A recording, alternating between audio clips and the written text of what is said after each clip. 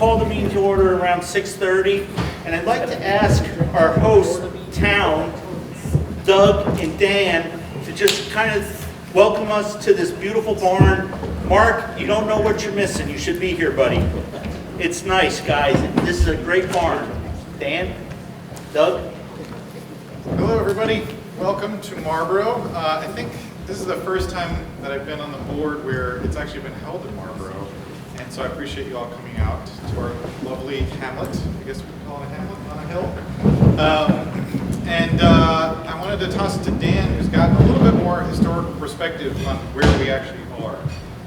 He's been pretty much a board member for 25 years or there, about. And probably this building may not even have been here when. Oh, so he built it. Yeah. No, I understood, we were talking at dinner about the approximate vintage of the building, and it's got to be in the early 1800s because some of the pieces of wood are actually vertical sawn by an up and down sawmill. When the water wheel used to go around, it would just pull the saw blade up and down. And most of the big ones, all the big ones are hand hewed. You can still see the hewing on them. So it's going to be 1820, 1830 at the very latest. And it is such a beautiful barn. I mean, just look at the amount of work and effort they put in to try to make this place where they wanted to live and raise their families. It also used to be a summer theater.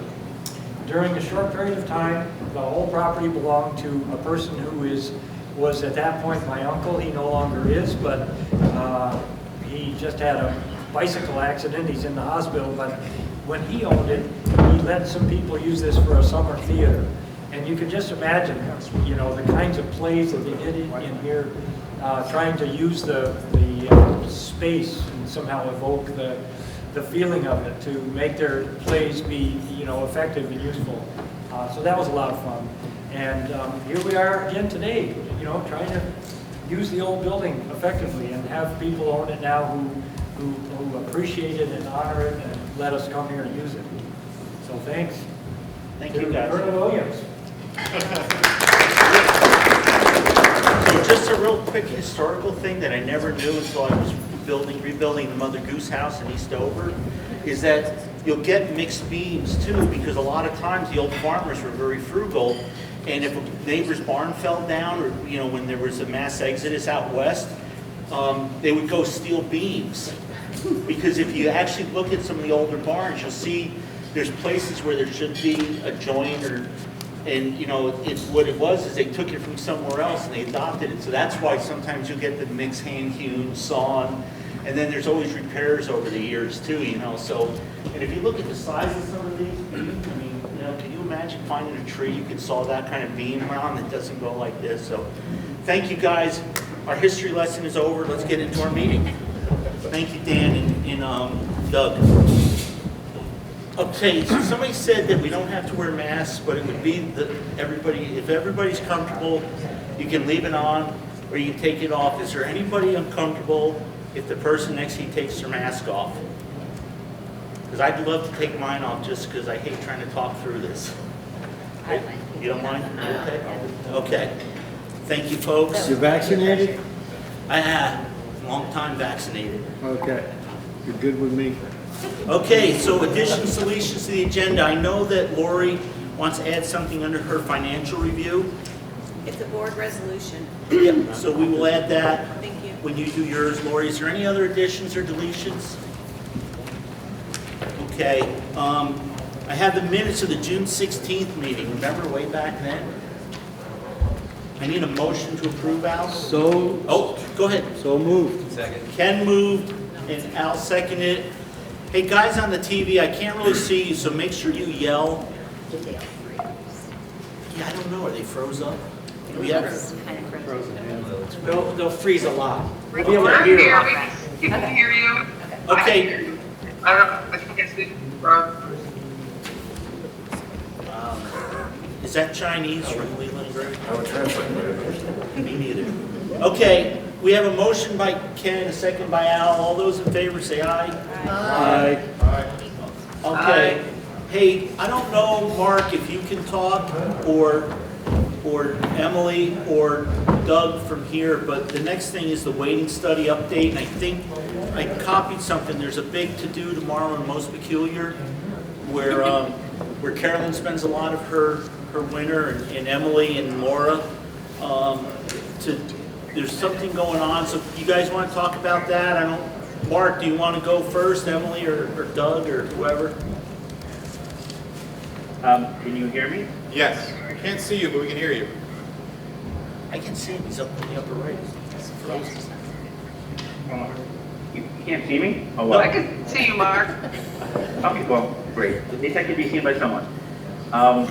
So yeah, tomorrow, Coalition for Vermont Student Equity is holding a press conference at 11 o'clock on the lawn of the Capitol. We will have a number of speakers, a business manager, Nicole Mace, Jack McLaughlin, Superintendent, representative from RAD will be there, and a couple of school board members.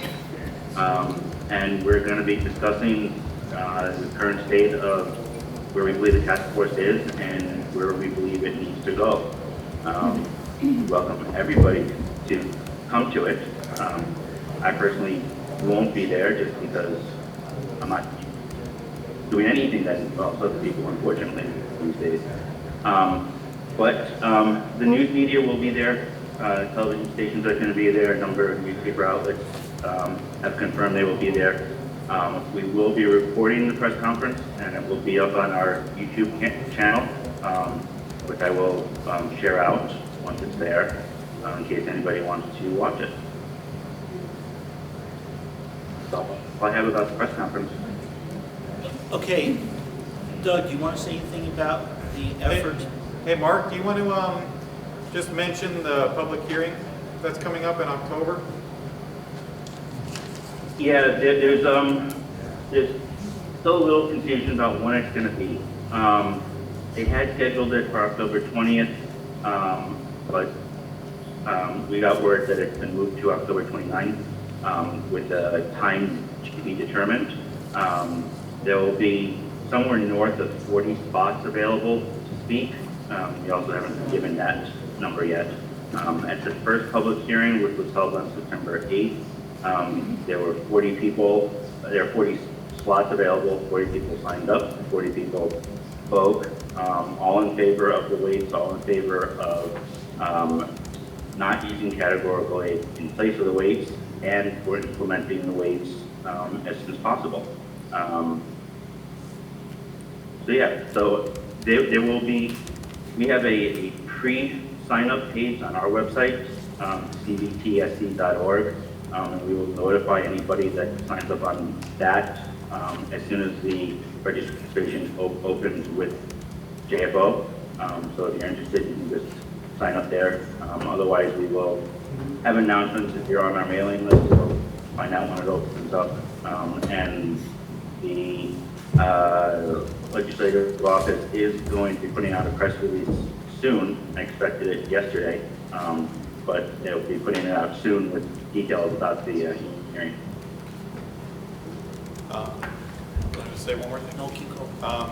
Mark and Emily, just tell me if I'm wrong when I'm speaking, but I'm just going to share with everybody here that I feel that it's imperative that anybody should be writing, and I'm probably submitting testimony at the upcoming public hearing, because in my experience, it seems like the people that are talking and being the loudest are districts and associations, even like the Superintendent Association, stating support for implementing the weights, but the task force seems to be consistently pushing for categorical aid. If anybody needs details on all that, you can always, write me, Mark, or Emily. But it seems to me that the voices aren't really being listened to, and they really need to hear from us. So I encourage everybody here to write them or read lots of the commentary that's been out there and the testimonies, because it's important that they hear from us, and they hear from more than just a few people on the coalition, but everybody else out there. So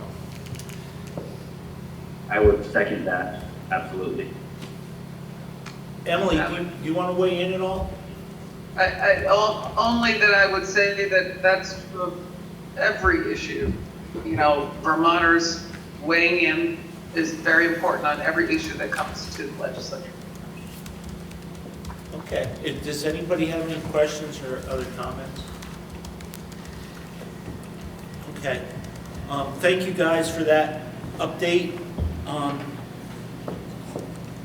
Financial review, Laurie. So you want to do the ESSER investment and 21 review, and then we'll do your Sure. any needs on. Yeah, great. So if everybody wants to turn to this page on their packet, I'll show I don't know that it's the page that has the WCSU fiscal review, year-end review. How far into the pack are you? Right Past past the minutes, minutes. a couple pages past it. Thank you. There's some pretty graphs. Past the graphs, we're gonna go to past the graphs. So I hope everybody had a little bit of a chance to read through this to see that, you know, WCSU ended the year in a healthy state, and I just want to talk through the superintendent's budget, or the general fund, ended with a surplus of $8,000. We did overspend the expenses. However, we had revenue from the indirect from the grants, which I can explain a little bit when we get to the ESSER funds, to offset that.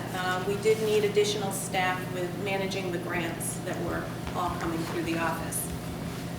The special education budget ended the year with a surplus of $202,000, which is good news in light of Act 173 coming down the pike. So all of these, you know, in the next month or so, month and a half, I'll be bringing forth the WCSU budget. So keep these surpluses in mind as we go through them. Most of that was attributed to transportation that wasn't spent, and, you know, really making the most of it, of what we needed to do. Stephanie did a great job doing that, managing that through the pandemic too. The agency fund, the formerly known agency fund, ended with a $29,000 surplus. A lot of this had to do with professional development.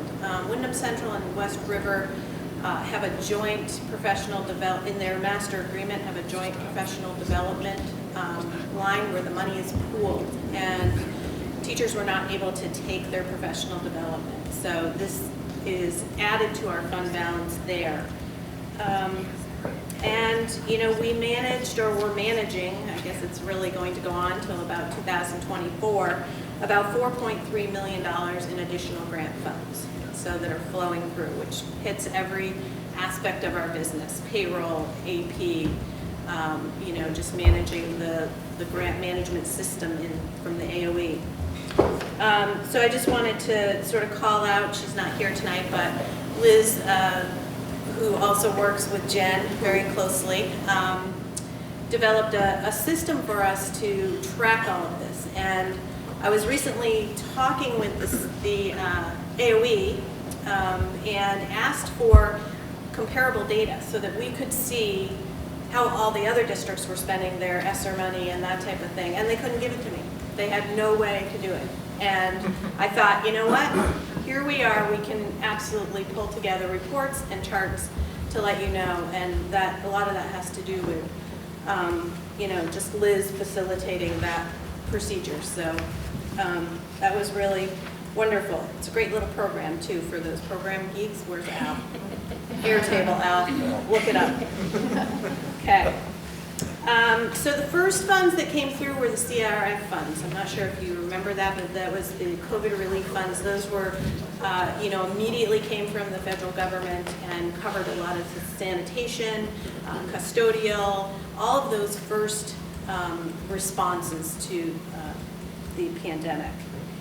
Those are gone. So that's all been spent and reconciled, and we've received our money from the state.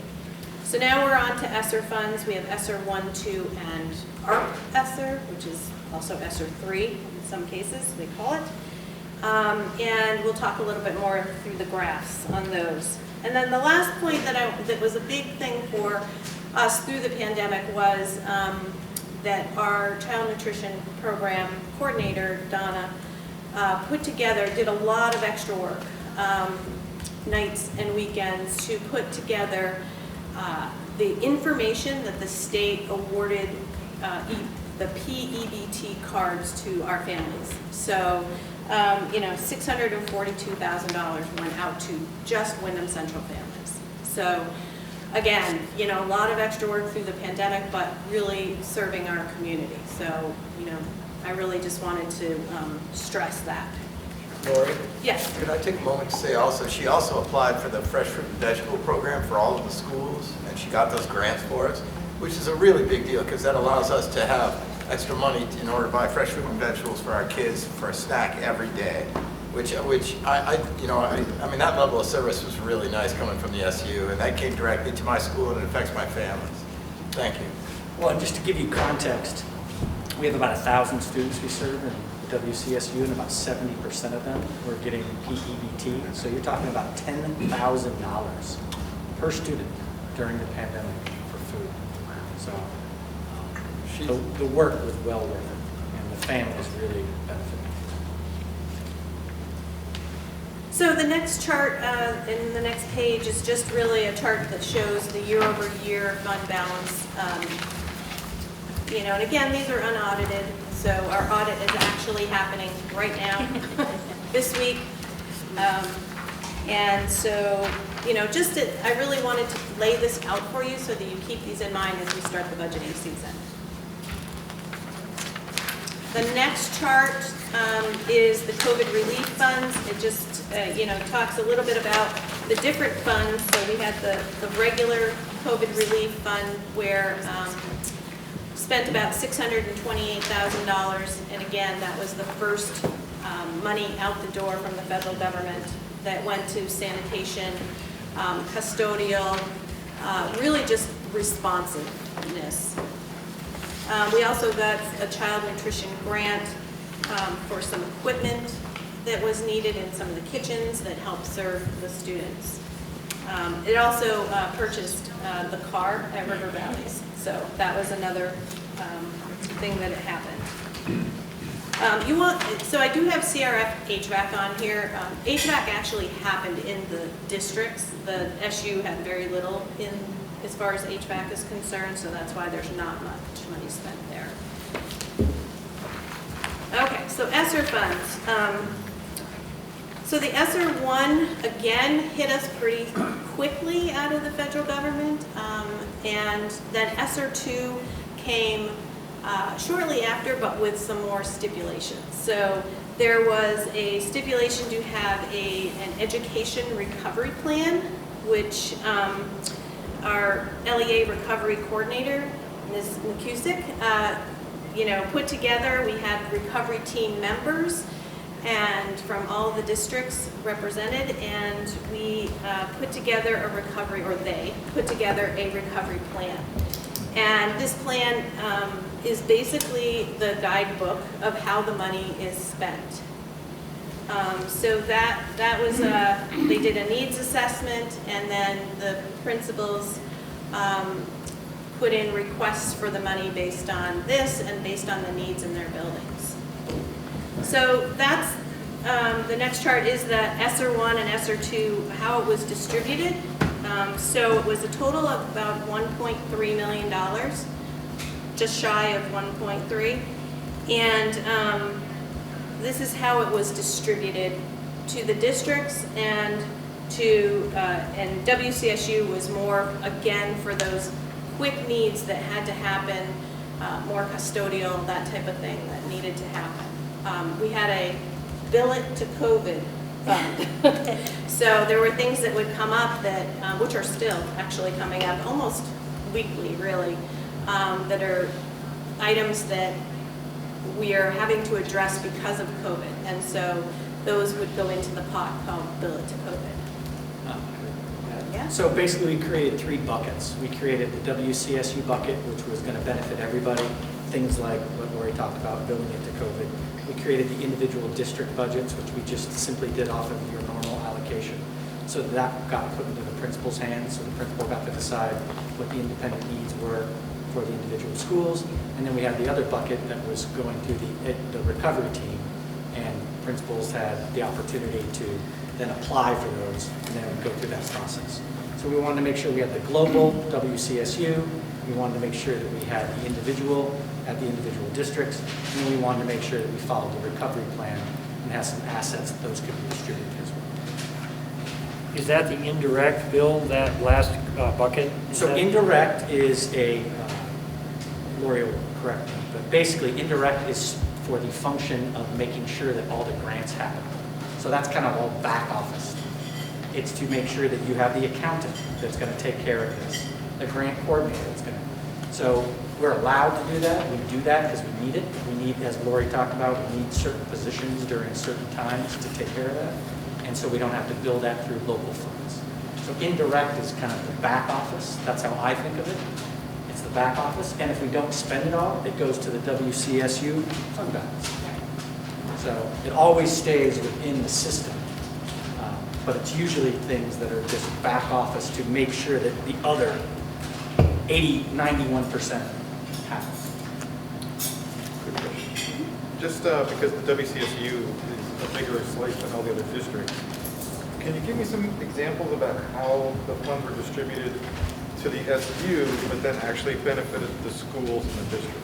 You have, We're gonna get there. You have a We're gonna get detailed there. list. Right.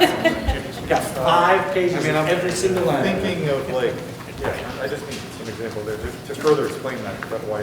Sure. Yes, absolutely. Yeah, and indirect is a federal allowance. So we apply every year for it, and we get a percentage, and that percentage we're allowed to take on all federal grants to manage them, because as you can imagine, the compliance on federal grants is enormous. There's booklet, there's the Edgar rules booklet that we have to abide by. So the next chart is just really a percentage of, we had dollar amounts and then percentages there. And then the next chart, which is the most interesting to me, to be honest, is how was the money spent by the allowable costs. So there was, the AOE came up with these allowable costs, and this is how much money was spent in each allowable area. So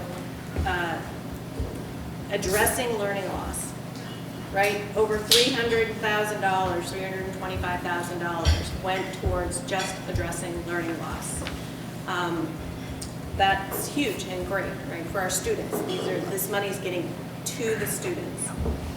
Mental health services, our next largest amount of money, right? So this is where the money is being spent. And just as a side note, the second one in, I had to remind myself what the COL meant, and that's the continuity of learning. So it's another high one we're spending a lot of money on. Does anybody have any questions about this? So how do we address learning loss with money? How have we addressed Yeah, learning? how's that money spent? So that's also in the You'll see the detail, but summer recovery, tutorials, credit recovery, things of that nature. But we have, in anticipation of all these questions, we have absolutely every single dollar that is allocated. and then it's just another chart showing basically the same thing, so with the percentage basis. But so this right here, I'm going to show the people online if they can see it. So this is 5 pages of, and again, we were able to pull this together because of how we captured the data. So this is exactly what is in our grant that is at the state level. So you can see if it says sub-grant, it means that it was sub-granted to the district. Other than that, it was, broke down by the different districts.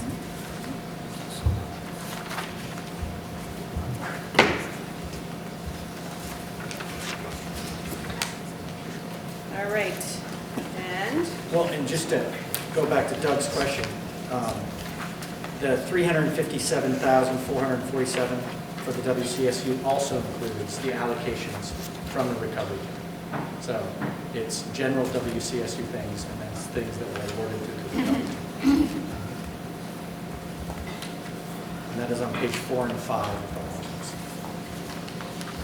So just so you understand that not all of this money has been spent yet, this is what it's been allocated towards. And this is what our grant is built on. And as we go through the year, there might be some changes made to it, right? So we might get to spring and there might be something that is more pressing that the principals want to, amend their initial request. But we'll have this reported out, as often as you like.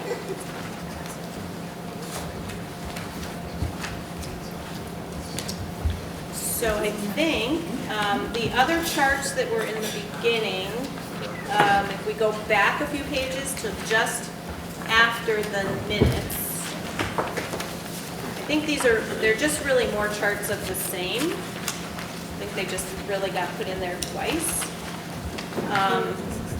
But I will draw your attention to the elementary and secondary schools emergency relief allocations.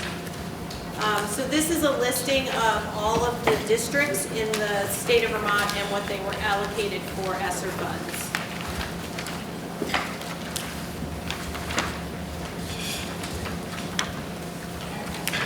Laurie, I think we lost you. Which one are you on?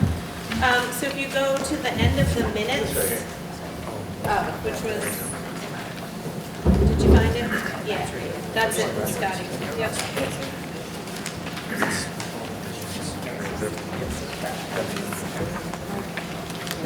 Does anybody have any questions on either the fiscal year 21 financials or anything to do with the grant funding?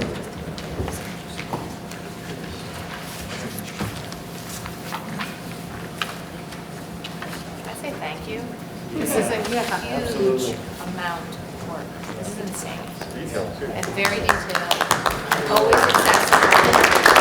Anytime I've ever had questions or anyone else ever, you always thank you.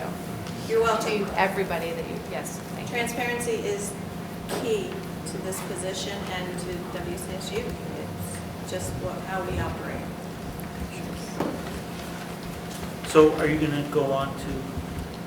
I'll go on to the resolution. Yep, please. Yeah. Okay.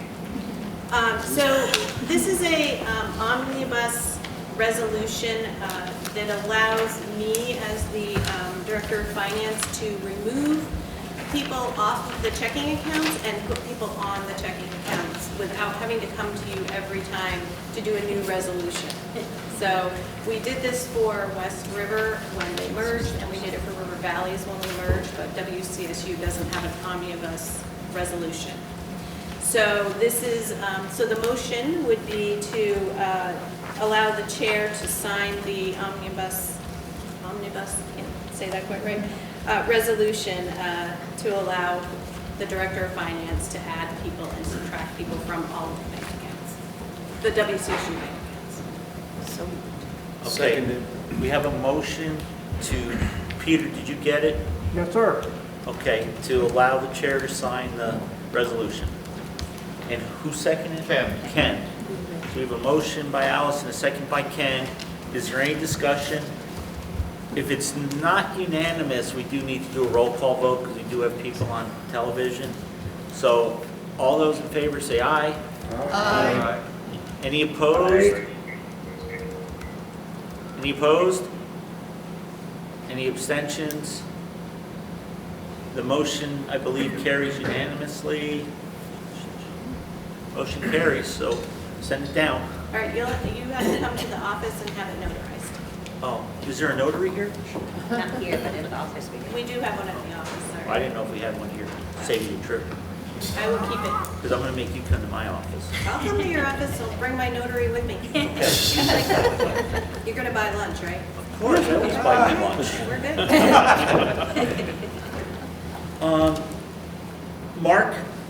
Mark, Legislative Committee. Laurie, thank you though. Take a bow. You did very good. We really appreciate It's a it. group effort.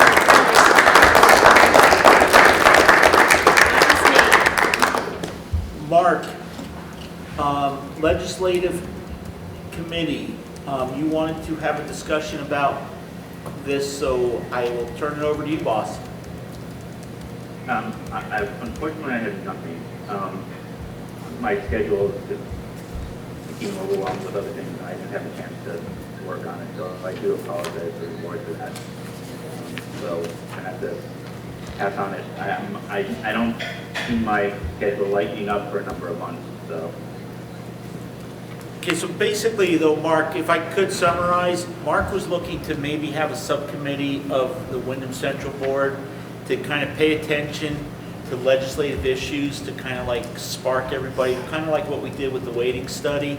And he thought it may be a good idea. So he was gonna flesh something out to give us so that we could discuss it.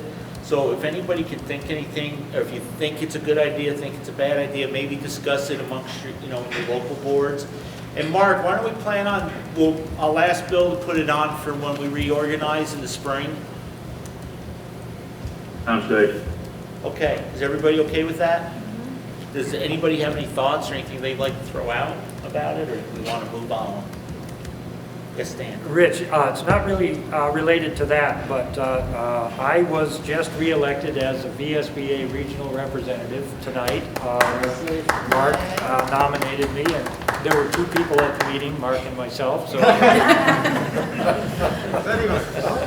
yeah, quorum, I don't know. Anyway, what VSBA, I just remind everybody that our next meeting on, I think, the 27th of October, the resolution, VSBA resolutions will be available for looking through before that. We will need at that point to elect someone from WCSU to be the person to vote at the annual meeting of the VSBA, which is the 4th of November, I think. So anyway, when those resolutions come around, you can always access them at the VSBA website, look through them. We get to decide on the 27th how we want to either approve them or vote against them or whatever, but just pay attention to that. So congratulations. Aren't we Windham and Windsor now? No, Oh. Windham is his own region. They used to hold it at Brattleboro. A couple times we did it at Leland and Gray. We used to have like 30 or 40 people show up.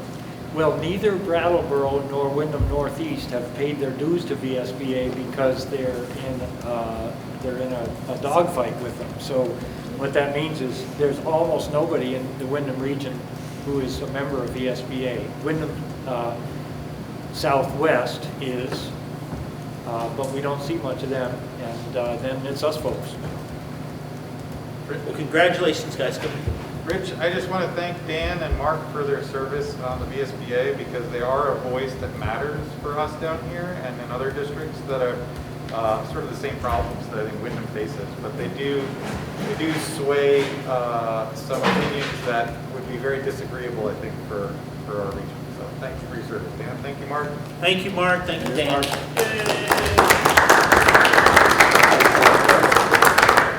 Okay, Bill, COVID-19 state of the schools. So just to update you all, every single school district in WCSU that operates a school voted to mandate the following of the COVID-19 memorandums, which are guidance, but do not have the force of being in the state of emergency.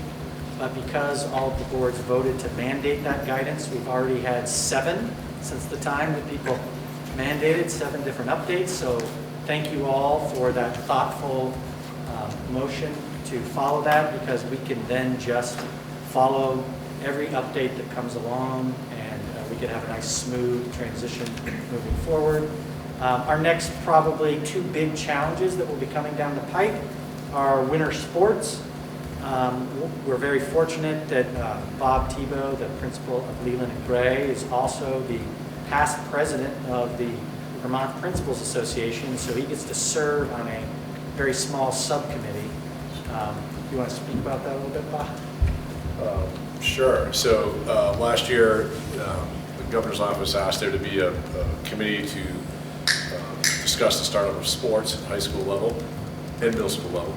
And so a bunch of us were involved in that work for the fall last year, which was pretty easy because most sports are outdoors except for one, but Leland doesn't have that one, so that's fine. Winter was trickier, very contentious conversations around that, and obviously we ended up running sports in Vermont without spectators, but wearing masks. Again, spring was easier because it was outdoors, and fall was pretty easy because there were a lot of guidelines in place. There were no guidelines in place, I should say about it. But with the winter season coming around again, we've started up the conversations. We're meeting Friday mornings. I don't know if they're going to be able to put out guidance, or it's going to be up to the VPA to do something, or whether it's going to be local decisions. So I'm hoping to find out more details Friday morning about that. But all of us in the committee want there to be consistency statewide. We don't want to run into situations where one team is wearing masks, the other team is not. One school allows spectators, the other school does not, and trying to figure out how to maneuver through all that. So we're trying to work together, but it's tough. But yeah. So we're fortunate because Bob always texts me from the meeting right afterwards. And we inevitably are meeting the next Monday or Friday afternoon to think through what are the implications for all of us. So that's going to be a big thing that's coming up winter sports. The other big thing is going to be this new thing that was introduced on Tuesday at the press conference called Test to Stay, which is modeled after a program in Utah and a program in Massachusetts, which uses antigen tests to allow students to get tested 7 consecutive days outside of the school building if they were deemed a close contact and would have ordinarily had to quarantine. That if they pass the antigen test, they get to enter the school building. If they don't pass the antigen test, then they have to go home. And the idea behind it, from the administration's perspective, is they want to maximize the opportunities for students to go to school. The logistical challenge that we will all face is you still have to contact trace and identify close contacts before you can even decide who needs to be in test to stay. And then you have to set up a system of testing to stay that will be outside of the building on a regular basis for 7 consecutive days of the identified students that can't travel on any transportation provided, and has to be manned, and has to have a waiver from CLIA, which I don't know what that acronym stands for. But what I do know is that all the nurses in Vermont are very much for test to stay if the state provides some logistical support. That if it just becomes a program that we are all responsible to implement, that will be highly challenging. So the Nurses Association has already communicated that with the administration. They have regular meetings. Both the VPA and the VSA are in support of the nurses' position. I don't know how that will play out, but that is big on the horizon for some logistical challenges that may be forced upon us. Those are the two. And then third, I just want to say, it is September 29th, and I would say the most common thing that I hear from principals and teachers is it feels like it is December. It is unbelievably difficult for, I characterize it as the professionals that have the most intimate contact with families and students. They absorb the pain, the challenge, the worry, the concern, and the anxiety on a daily basis from the students and the families. So the teachers and the staff and the principals are really absorbing a lot when they're already at a very fully absorbed place. You all are extremely lucky to have some extremely dedicated staff, teachers, and principals that are here tonight that take that responsibility very seriously. I worry about them, all of my colleagues here, getting overwhelmed. We have many examples of where it can be very, very overwhelming. But that is the state of the world right now. That is the state of where we're at. And I just think it's important to note that it is really challenging for these kids to come back, especially the adolescents and burgeoning adolescents. Coming back from 18 months of not practicing pro-social behavior and possibly practicing very antisocial behavior, amplified by social media. You bring that back into the cauldron of 5 days a week when you were used to 4 days a week and kind of having this break on Wednesday. It is really challenging. And we kind of expected some mental health challenges, and some challenges of learning loss, but I don't know if we fully anticipated the merger of students returning and the kind of lottery ping pong balls that are happening in school, and then a few start exploding. So I just wanted to give you all context that it is challenging every single day in the buildings. You are fortunate to have a workforce that is unbelievably dedicated, comes to work every day with a smile on their face and looks to make every day and moment positive, but the state of the world is really challenging right now, and I just think it's important for me to share. Emily's got her hand up. Wow, I wasn't sure if you could even see it. It's a I far hope you can ways hear away. me. Thank you, Rich, for calling on me. I have a comment and a question for Bill. My comment is, Bill, thank you for that update. And I just wanted to say thank you to the staff and faculty of our schools for undertaking this incredibly challenging time in the buildings. And at being a part of the executive committee, I recognize the details around what that challenge is. And I just want to say thank you to everyone from top to bottom in our schools for doing the work that you are doing to make sure our children are being served in the best way possible during this really difficult time. So I just wanted to say that. My question is, you mentioned that you were looking, the nurses support this with support from the state. Is that coming? Is that forthcoming? Are you waiting for it? Is there a plan in place for that support? Because that truly concerns me, and I want to make sure that there is support for this plan, which I support as well if it's implemented with the help.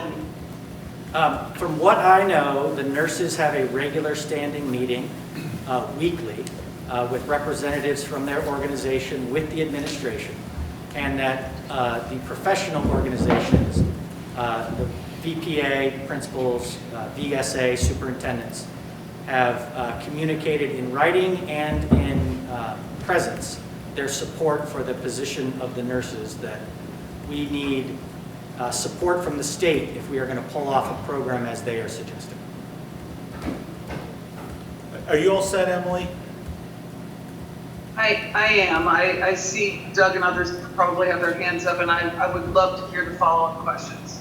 Thank you. Sure, Doug.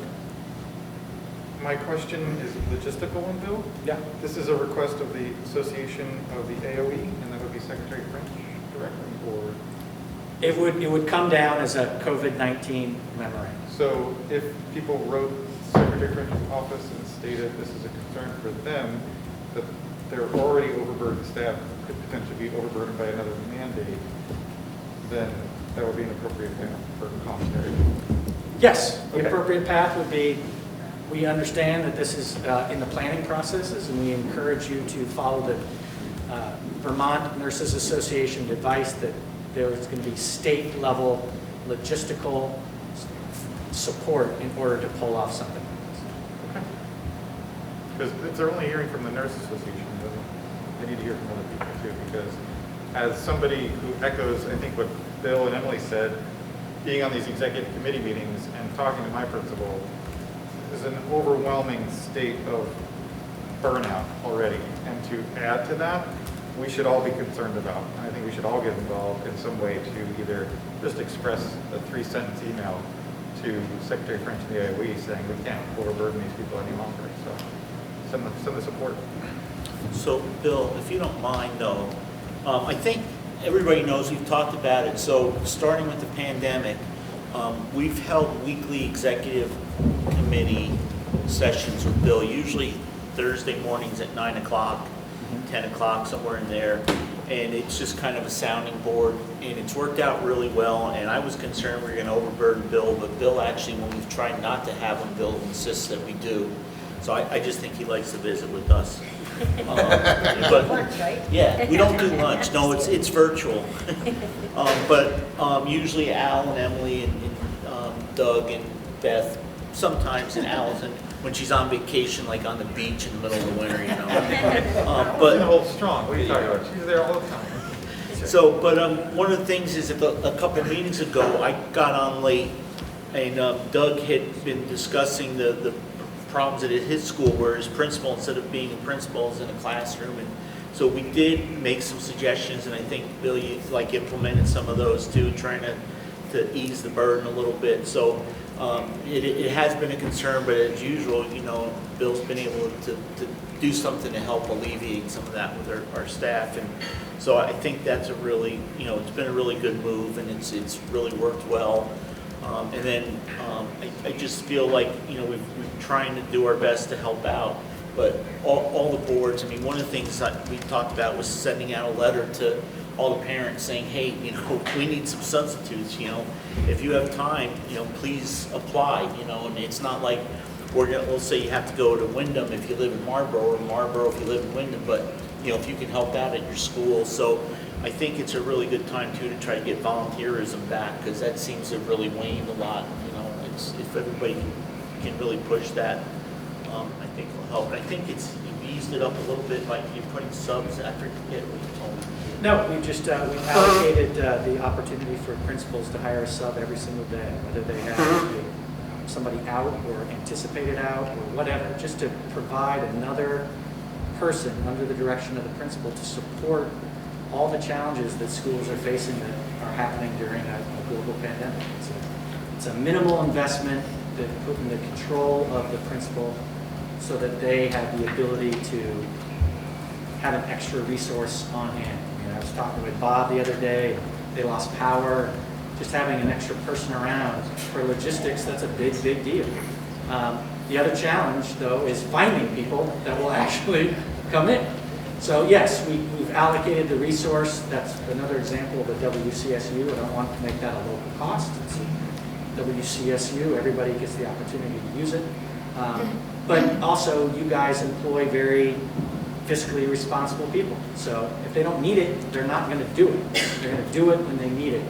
But we wanted to make sure that those things happen. And we're going to continue to do that because we need to support the people that you all employ so that they can do their fundamental job, which is to educate children and keep them safe. So I'll bring the nurse's letter to the executive committee tomorrow so that we can discuss that. Okay, Emily's got her hand up, but is there anybody else before we go the second time around? Go ahead, Emily. Just really quickly, I just wanted to follow up on what Doug was saying. If a good program in place is super important, but what's more important is the resources and support to implement that program. And so I would encourage everybody to follow what Doug said and make sure that we do have the support to implement a program that will help our students stay in school safely and our staff be able to be empowered to do the work they need to do to support that. Thank you, Emily. Ken. Just a question for the administration. How's things going as far as contact tracing when there is a possible case? Do you feel it's swift enough, too slow, corners are being cut, what? I'll just comment to the line of the whole thing with the nurses too, is we've had probably about 10% of our student body at one point or another so far having to miss some time. So, I mean, 20 to 30 kids. Most of the contact tracing has not been on us because most of the contacts have been outside school. So that's at the secondary level. Elementary might be a little bit different.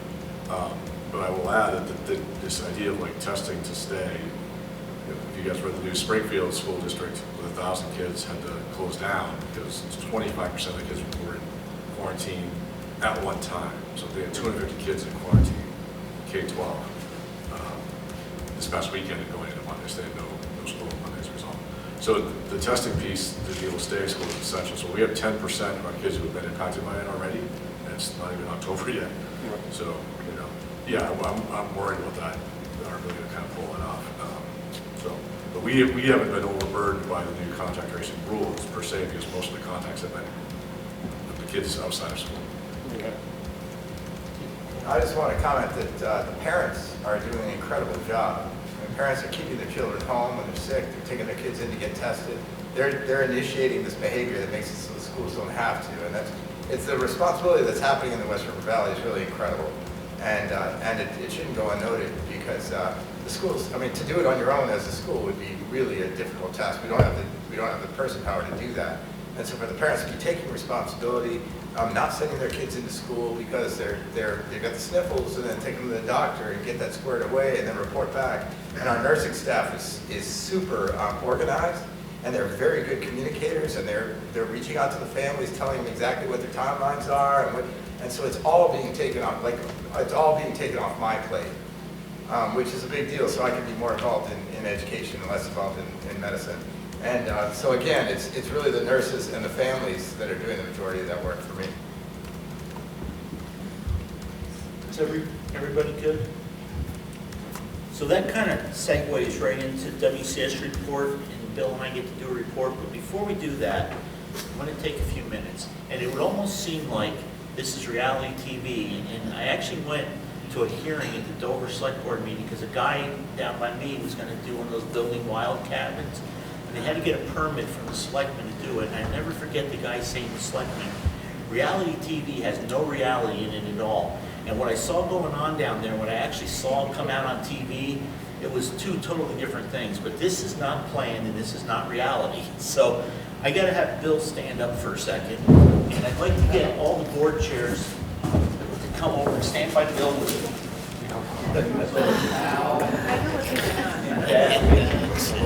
And Allison and Doug. I think that's what Bill, if the box is ticking, walk away. Bill, what we did was, because it's such a rough year, and I know we've all, as board chairs, have done something for our staff. In West River, we gave the staff a mental health day. We gave our principals, one on TV and one over there. We gave them Letterman jackets at graduation, even though they didn't come in time. We had to give them to them late. But Bill's central office, the board sponsored a luncheon at the marina because Bill always wants to take care of his staff. So important to him. So our financial guru set up a really nice dinner, a really nice lunch, and everybody got together. And I think yours was a surprise for you, wasn't it, Bill? It was very nice. So what I did was we ordered a whole bunch of COVID test kits for Bill. Actually, you were supposed to help me with this. You let me down. Meg in the office did an excellent job, and Bill, on behalf of Windham Central, we're going to get you your very own Letterman jacket to go with the one you got from Dover. So Meg did an excellent job. It says WCSU. It says Superintendent Antone. It's got 2021 because that was the year Bill got us through. And on the back are all school districts. River Valley's, of course, is first. Marlboro Elementary School, Windham, I'm sorry. And then Stratton in big letters at the bottom. Bill, I gotta put this on, man.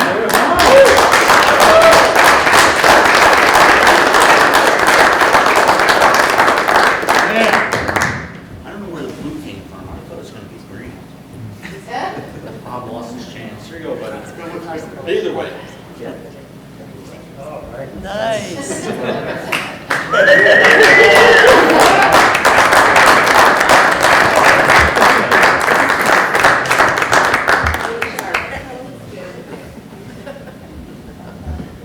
That'll come in handy in this meeting.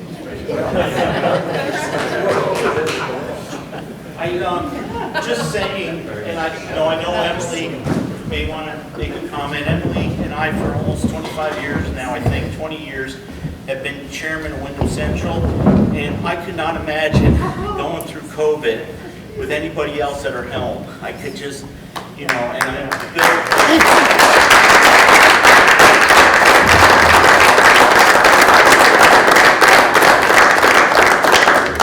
Hey man, teamwork, brother, teamwork.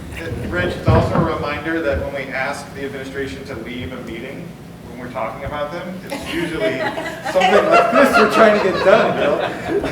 I don't know if you were sweating all this time to get to the group. It's like, yeah, you gotta go. I noticed Bill put a for sale sign in his house after we did that. Thank you. I always worry about that when we have. Yeah, Bill, thank you very much. So we're supposed to do, what we decided to do is 2 years ago, when we last met at Mount Snow, Bill had given a thing to all the administrators kind of present. And there were some comments from that. Some people liked it, and some people thought it may be more appropriate if each board got to kind of present with the board chair and the administrator what is special about their school. Instead of just following, you know, guideline and everybody doing the same thing. So we had that discussion, Bill and I, and then I brought it to the executive committee. They bought into it. So that's what we're going to do today. So we're going to give each board chair and their principal a couple minutes, whatever they need, to just say what's special about them. Except West River, you guys all got to go together, all the administrators. I don't know how many of them are. Tons of you. So we're going to start with Windham Central. Bill, one of the things I asked Bill to do is when we do the evaluation, there's always things like, has Bill met his goals? Well, we've really never done his goals. So one of the things Bill's going to do is talk about his goals for 21, 22. I think just keeping the doors open and keeping the wheels from coming off the bus has been a great accomplishment. And I actually I thought it was going to be better this year. And you know, after Doug's, and somebody else at the executive committee meeting, I'm like, oh my God, is it that bad? And then I said, I think in River Valleys it's going great. Bill says, yeah, when I get out of this meeting, I'll be talking to Tammy about something, so it's not that great. But Bill's done it, you know, at the Windham Central level, I don't think that anybody has a whole lot of complaints. And I know that Bill would be remiss if I didn't say, as the chair, that it's not just Bill though, it's Bill's team. You know, and we've got a great chief financial officer now. We've had a few in the past, but Laurie's taken that whole office and recreated it. I know our special educator, head of special education, you've done a great job. I mean, you've got so many plans. You've done a lot of wonderful things. The administrative team that you guys have, all you principals, you guys are fantastic. I mean, look what you've done. Our Jen, curriculum development person, done this wonderful job, and I know I'm going to miss somebody. So Bill, Greg, Greg Frost. Yeah, everything's Greg's fault. If your building had problems 50 years ago, Greg was there. So, but Greg, you're with about a year now, right? 7 months. 7 months. Congratulations. Did I miss something? And the other thing, we forgot to do introductions, so I hope everybody doesn't mind. But Bill, take it away, sir. Yeah, so the board asked me to just articulate some goals. So in true group fashion, these are goals about what we are accomplishing as a team. So the 3 goals that I'll be measuring this year are the implementation of Act 1 and our C29 district equity policy. So we have a team that is beginning under the direction of Wayne Perlinsky and Scotty Tabachnik, which is going to include members from the entire WCSU. And it is going to be a long-term team that is going to be focused on justice, equity, diversity, and inclusion. It is not only part of fleshing out what does our policy mean in action, but also follows what the state of Vermont is coming down with laws. And it's also what is the right thing to do in education. So one of my goals is to make sure that that happens, you know, and during a pandemic, that's hard. But we've got some great leadership, we've got some really interested people, and we're gonna move forward on that. As challenging as it is, these are the things that we can't stop moving forward. The second one would be the overarching instruction and social and emotional health of our students through a fully implemented, multi-tiered system of support. So you'll see in 6 weeks when we present the superintendent's budget that we now have a multi-tiered system of support budget. We no longer have separate special education budgets, academic support budgets. It's all one continuum because that's what we do every day. So we have some very specific goals about making sure that that is implemented in the schools, that is tied together with all the other schools, overseen by the WCSU for the benefit of our students. So that's goal number 2. And then goal number 3 is we have an opportunity with this final tranche of money, the American Rescue Plan investments, which actually a very good design. We cannot spend until we do some review of how we've spent our current ESSER money and do some meaningful engagement with stakeholders in our communities. And then we can decide strategically over the course of the next 3 years, how are we going to use those funds to benefit our students? And we'll bring you some ideas. We have some thoughts because Act 173 is going to be implemented, and for all of us, that means a greater assessment of money. And so we need to think about how minimizing that can be beneficial. We need to think about how the situations that are going on now are probably going to continue next year. They might be less, they might be more. We don't know, but we got to be thoughtful about it. So goal number 3 is just being extremely thoughtful about this last opportunity to really make some nice, hopefully generational change for the WCs. So those are the 3 goals. I'll be reporting back out on those in the spring, how we've made progress, but I just wanted to articulate those for you. Thank you, Bill. Any questions for Bill? I'm sorry.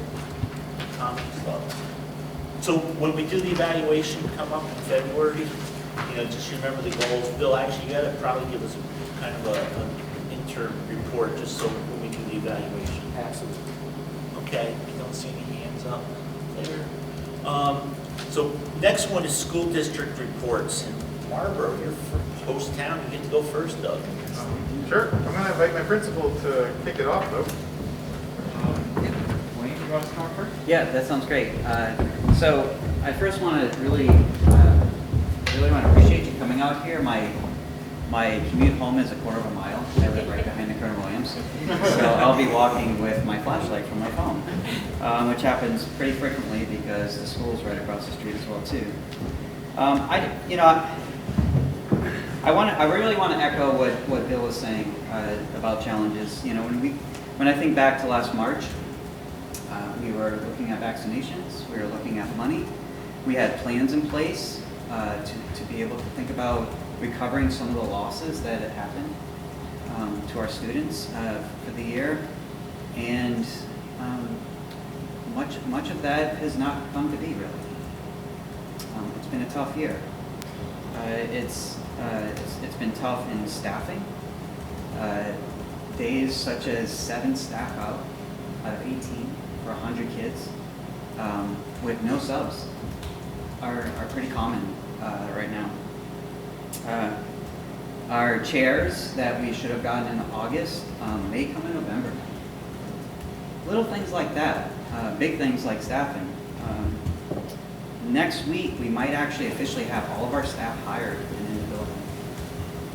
These are positions that have been posted for 4 or 5 months. And as much money as we have from the government, as much money that we have to provide to our systems, if you can't buy anything, you can't use it. And that's where we are right now. The day-to-day though, I'm really excited at the energy of the school. I'm excited for our teachers. Our teachers are working extremely hard. They are working and doing just an incredible job. Lunches are fun with kids. Recesses, extra time after school, and we're trying to make it normal. Just last week, I and the 7th and 8th grade teacher went on a 3-day camping trip with kids. So we're making that happen too. The things that we really want to focus on with kids is becoming a student. What is the why of schooling? Building up stamina. I just was having a conversation with one of my teachers, and we were talking about the 5th grade class, and she's like, yes, and we have to remember that the last time they had a normal year, they were in 2nd grade. 2nd grade, and these are 5th grade students. So these are the real challenges that we're facing. That being said, we are taking care of ourselves at Marlboro. Something that we started last year was we implemented restorative practices on a monthly basis. We're continuing that, and it's for us. It's for us to meet once a month with facilitators to talk about challenges that we have and to be able to get away from the school and have meaningful conversations. That I think has been really important. In addition to all the work that we've done, we're also one of 10 schools that's involved in the Vermont Principals Association Equity Cohort Initiative. So we're meeting on a monthly basis, and we're committed to that work as well too. And then the last piece, like you've already said, Bill and Scotty. Scotty is my co-pilot here. We started the JEDI team, and in response to Act 1, in response to the policy that you all passed here, and thank you very much for passing that policy. We started a working group this year, and this group is facilitated by folks that do this work. I've worked with them in the past, they're great people. And our goal this year is to build trust on a topic that can be controversial, can be hard to talk about, but we're going to build trust. We're going to build honesty with each other, and we're going to build a vision. And through this work, we're going to really bring to light this C-29 policy. The other piece on this too, and I want to commend the BPA, that BPA just keeps coming through for all those educators, is that we're also doing implicit bias training that I think some of you, Doug, as well, is doing that right now. The JEDI team will be doing that. And the last thing I just want to say is that I really need 2 new board members to be on our committee, because we want every single component of our community to be represented in this group. It's 20 of us adults, and it is our hope that we have 10 students as well part of this group. Because they really need to tell us what we need to do for them, not advise us. And so we need them in the room, leading us, helping us with that work, and we're there right with them to support them through this process. So if you're interested, please let me know. Let Scotty know. If they want to talk to you about it, we'll get into more detail. It's not much of a commitment. It's a once-a-month commitment, 2-hour Zoom meeting, and very little homework, I promise, in between. So yes, it's been a challenging year, and at the same exact time, I'm really appreciative of where I am with my staff and the work that we're all doing to make sure that our students come in with smiling faces and actually leave with smiling faces. So, thanks.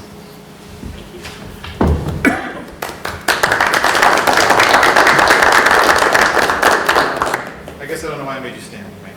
Yeah. Sorry. I'm not going to stand. So I do always think when we share out, like, oh, these people have heard this before, but I really think it's just Rich, Allison, and everybody on the executive committee that's going to hear this over and over again. But I made some notes, and I just want to thank again all admin and all faculty and staff, because what I think we've been hearing from the get-go this year is just simply like, we're tired and we're working really hard. And so I think I'm going to encourage all of you to do what the Marlboro board just did, which was remind the community of that. And so we sent out a communication last week, just reminding folks that we are still in COVID and we're still in crisis. And, you know, because I've gotten weird requests from the community that are like, why aren't we having more community events? And why aren't, you know, it's like, we can't have people in the building, you know, like they need to understand it. So I think the more you can communicate with them, the challenges that our administration and our faculty are dealing with on a daily basis, the more I think that you will see that volunteerism come out. It was also a call for volunteers as well to reach out to our new Family Teacher Association, which is going to support the classrooms directly through requests of faculty. So we're sort of organizing there. We are concerned about staff burnout. We're concerned about resources. I had meetings with Wayne a couple of weeks ago where I just said, Wayne, you know, I feel kind of helpless, and maybe you all feel this way, but I feel like I could throw a lot of money at this problem, and you can't find the resources to even spend the money on. And that's very true. I guess that's probably the main thing that we've been focusing on as a board. Secondarily, there's two other things, and one of them, Rich and Allison and Al have heard a lot about, is our capital improvements. So we're really looking into changing the structure and the footprint of our school to accommodate the kids we have now and the programs that we have now. And so we've set up a subcommittee of the board because it's just too much to talk about in our regular board meetings. So we're essentially looking at all the avenues we have to hopefully, look at what it's going to cost us and what we actually need and the vision for the future. But in doing that, I just have to reiterate my third point, which is in seeing the infrastructure that we've had and other schools have had, it just reminds me that we really need to be focusing on this weighting study that's happening now, because I don't think our schools would be in the shape they're in if those have been, because I feel like we've been sacrificing the structure for the programs, and now we're cutting not cutting, but like we're adjusting programs, and we now have to deal with the infrastructure, and it's just, it hasn't been fair to schools. And I feel like, Marlboro says this a lot, but I feel like the message should come from a lot more people, and it should be focused on, there's so many other districts that have had to deal with a lot more than Marlboro has had too. So that is even like more crushing to me, because I feel like when we're vocal about it, people see Marlboro, but I think they really need to be looking elsewhere too, like Rutland and Brattleboro and all those other towns that, are going to have to come out from underneath something a lot more difficult than what we've had to do. So that's sort of what I think our focus has been, and just, constantly revisiting this capital improvement just strikes that chord for, a change needs to come from the legislature. So anyway, with that, I do want to do a plug for, I think it's Marc's ask of us to support the coalition financially again this year, and I support that, so I will vote for it. Thank you, Ben. This will be good. Stratton, you and your administrator.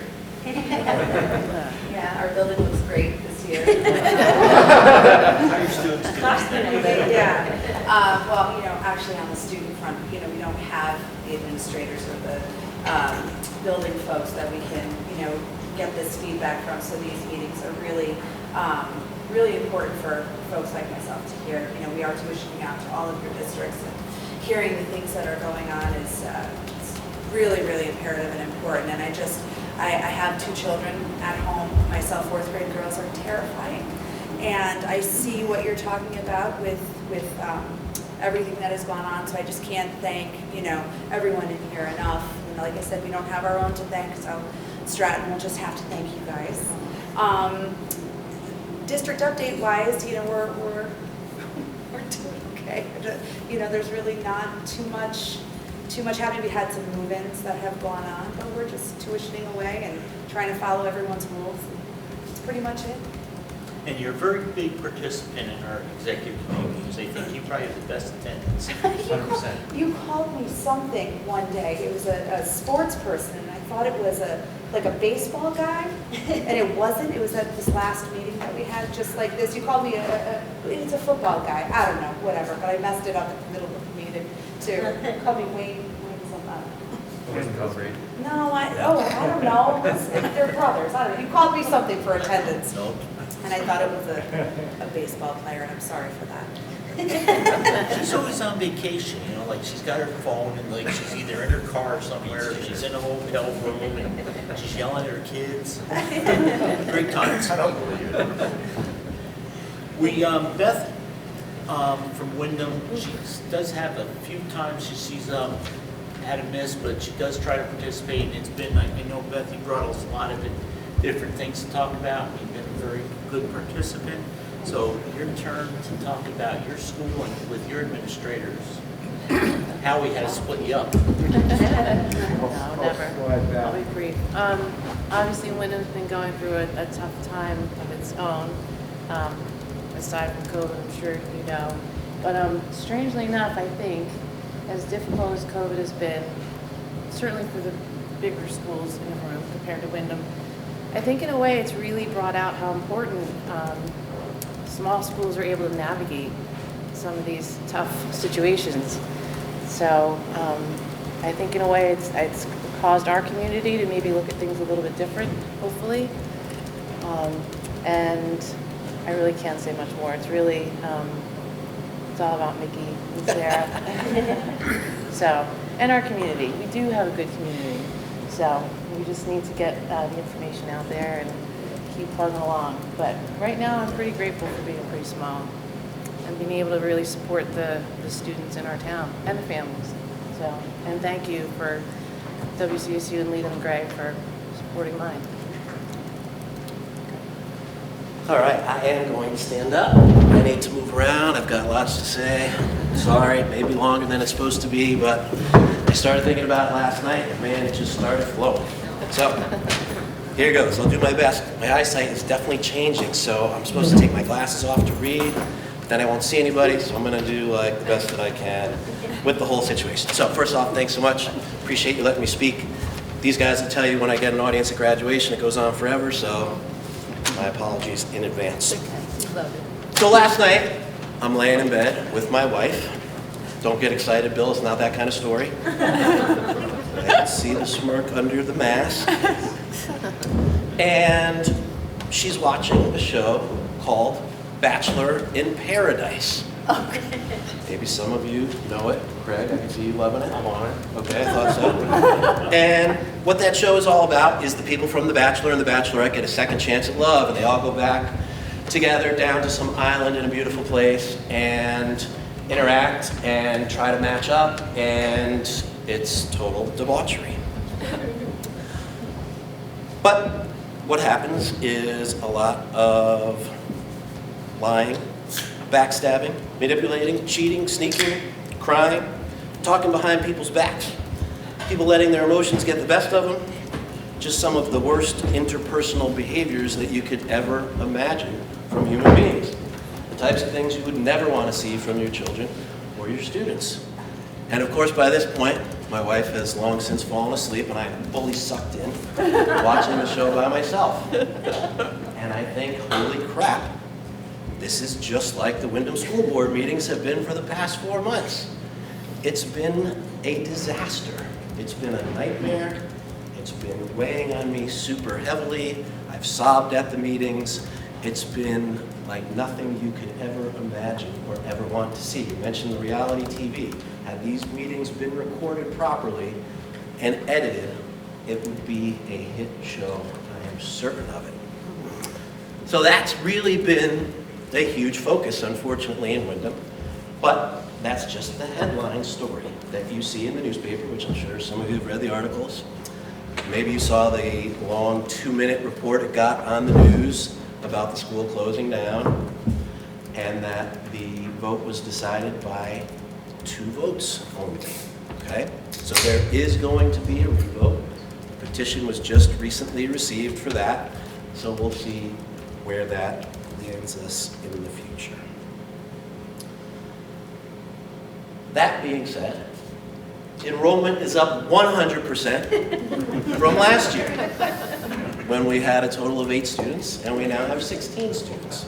So that is super exciting. Serving grades K to 3, no 4th, 5th, or 6th graders at this point.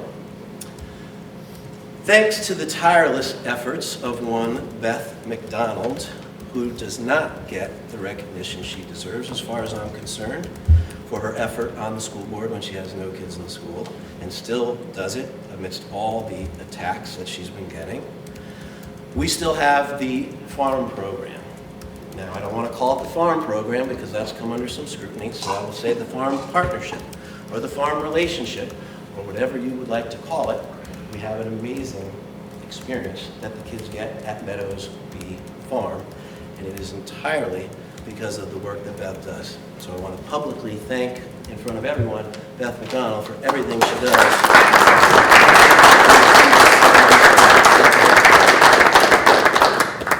It's an amazing program. The kids go there every Thursday morning before school starts and spend 30 to 45 minutes working with animals, learning about farming, agriculture, earning the badges, which Beth has on her bag.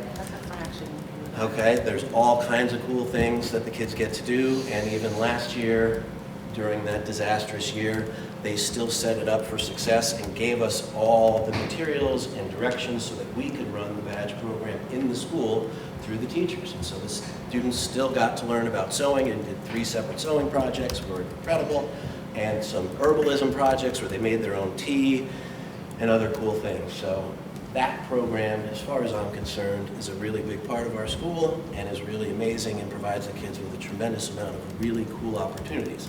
It also comes with us going down to the ceramics lab at the ceramics studio and to the forge to work with metal, which was really incredible. The kids got to make these metal hooks, which I just hung mine up at my new house last week because I found it, thankfully, through the unpacking. So that's one of the really great things that we have going, is that farm opportunity, and it's almost entirely thankful to Beth. So thanks, Beth.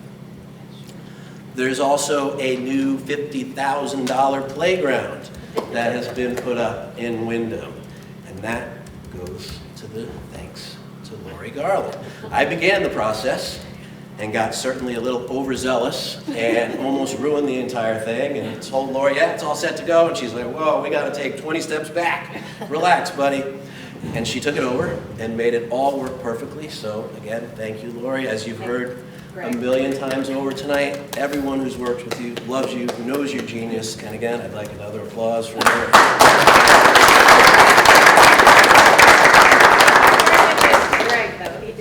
He's next on my list. Okay, there we go. Okay, so also huge thanks to Greg, the newcomer to the group, for making the installation run smoothly, being sure that everything got done the way it was supposed to and properly, and most importantly, for getting us like 20,000 pounds of wood chips. It was unreal. When I think about the amount of wood chips I ordered to put on the playground, it was probably 1/50th of what he got us for this playground.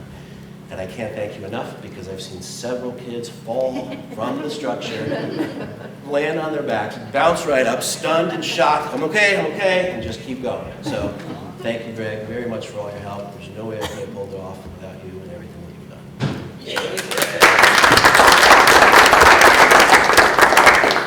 done. And ironically enough, it just happens to be purple and green and orange. I don't know how that happened. The staff at the school is as strong as it has ever been in my 18 years. Sarah Wonderly is the other classroom teacher, teaching grades K to 1, while also serving as the school administrative equivalent. I will not say administrative assistant because she does far more than assist me. She is definitely equivalent to me, if not greater than me at many times. Yeah, that term administrative assistant just seems insulting to me when it comes to her. She's likely the reason I have not packed it in already at this point because she is incredible. And I would make the statement she's quite possibly a superhero in disguise and is the #1 greatest employee I've ever worked with at any job I've ever had in my entire life. So I wish she was here to thank her, and if by some chance the school does not persist, you should all be fighting over her because she is insane. Fortunately, we also get the best of Sally Newton still, who retired, but comes back to do the 2 things she loves most, and that is teach music and take the kids outside. So she does music lessons every week for the whole school, as well as ukulele lessons with all the kids. And for some crazy reason, a parent wanted recorders as well, so she's doing recorders. All I can think is that parent never heard a kid play a recorder. But she's doing it to appease the parents, and that's really great. She also is in charge of the outdoor education program in Windham, which she does ideally twice a month, and brings the students out and about to look at things in nature and go on hikes. And last year they built an outdoor classroom in the woods behind the school, which is super cool, and they're hoping to work on the trails out back behind the school as well. In addition to that, we have a 3rd adult in the building, which is really remarkable. It's nice to not just be 2 people every day staring at each other. So we have a 3rd person to break it up, and that is Sandy Sperry, okay, who comes with, I think, 11 years of experience in this district, has worked at some of the other schools. And she's doing a really great job. She's a one-on-one with one of our students. And I asked her specifically today if it was okay for me to make mention of her here at this meeting. And she said, absolutely. And she said, you could quote me. There's no drama here during the day. The kids are so happy when they are here. I've never seen a group of kids and adults in a school that are all so happy every day. I can't believe I was worried about working here, as I now feel like I have been here forever. Everyone, including the students, has made me feel so welcome. Yet another reason why I would argue the school is so special. All right, she's already smitten. She wants nothing to do with any of your schools anymore. I raised 4 of my own children. One is now a junior at Leland and Gray. Bob, perhaps you know who he is. And during that time, I've interacted with about 100 different teachers as a parent. I've also been a classroom teacher for 22 years now, both in Connecticut and Vermont, dealing with hundreds of teachers over that time in a professional capacity. Of those hundreds of teachers, there unfortunately are some that I would not want my old children to spend even 5 minutes with, let alone an entire school year with. Given these 22 years of classroom and parenting experience, I have never been more confident and certain in saying that the opportunity these 16 children currently have to attend Windham Elementary School today, tomorrow, and for the next 9 months is without a doubt the best possible experience offered maybe anywhere in this country. The holistic experience of these students, mixed with the abundance of unique opportunities, makes me so proud and excited for the next 8 months that the school will certainly be open. And if the next vote changes the outcome, which I am anticipating, I can only hope I will have the endurance to continue doing what I know is best for the children of Windham. Thank you.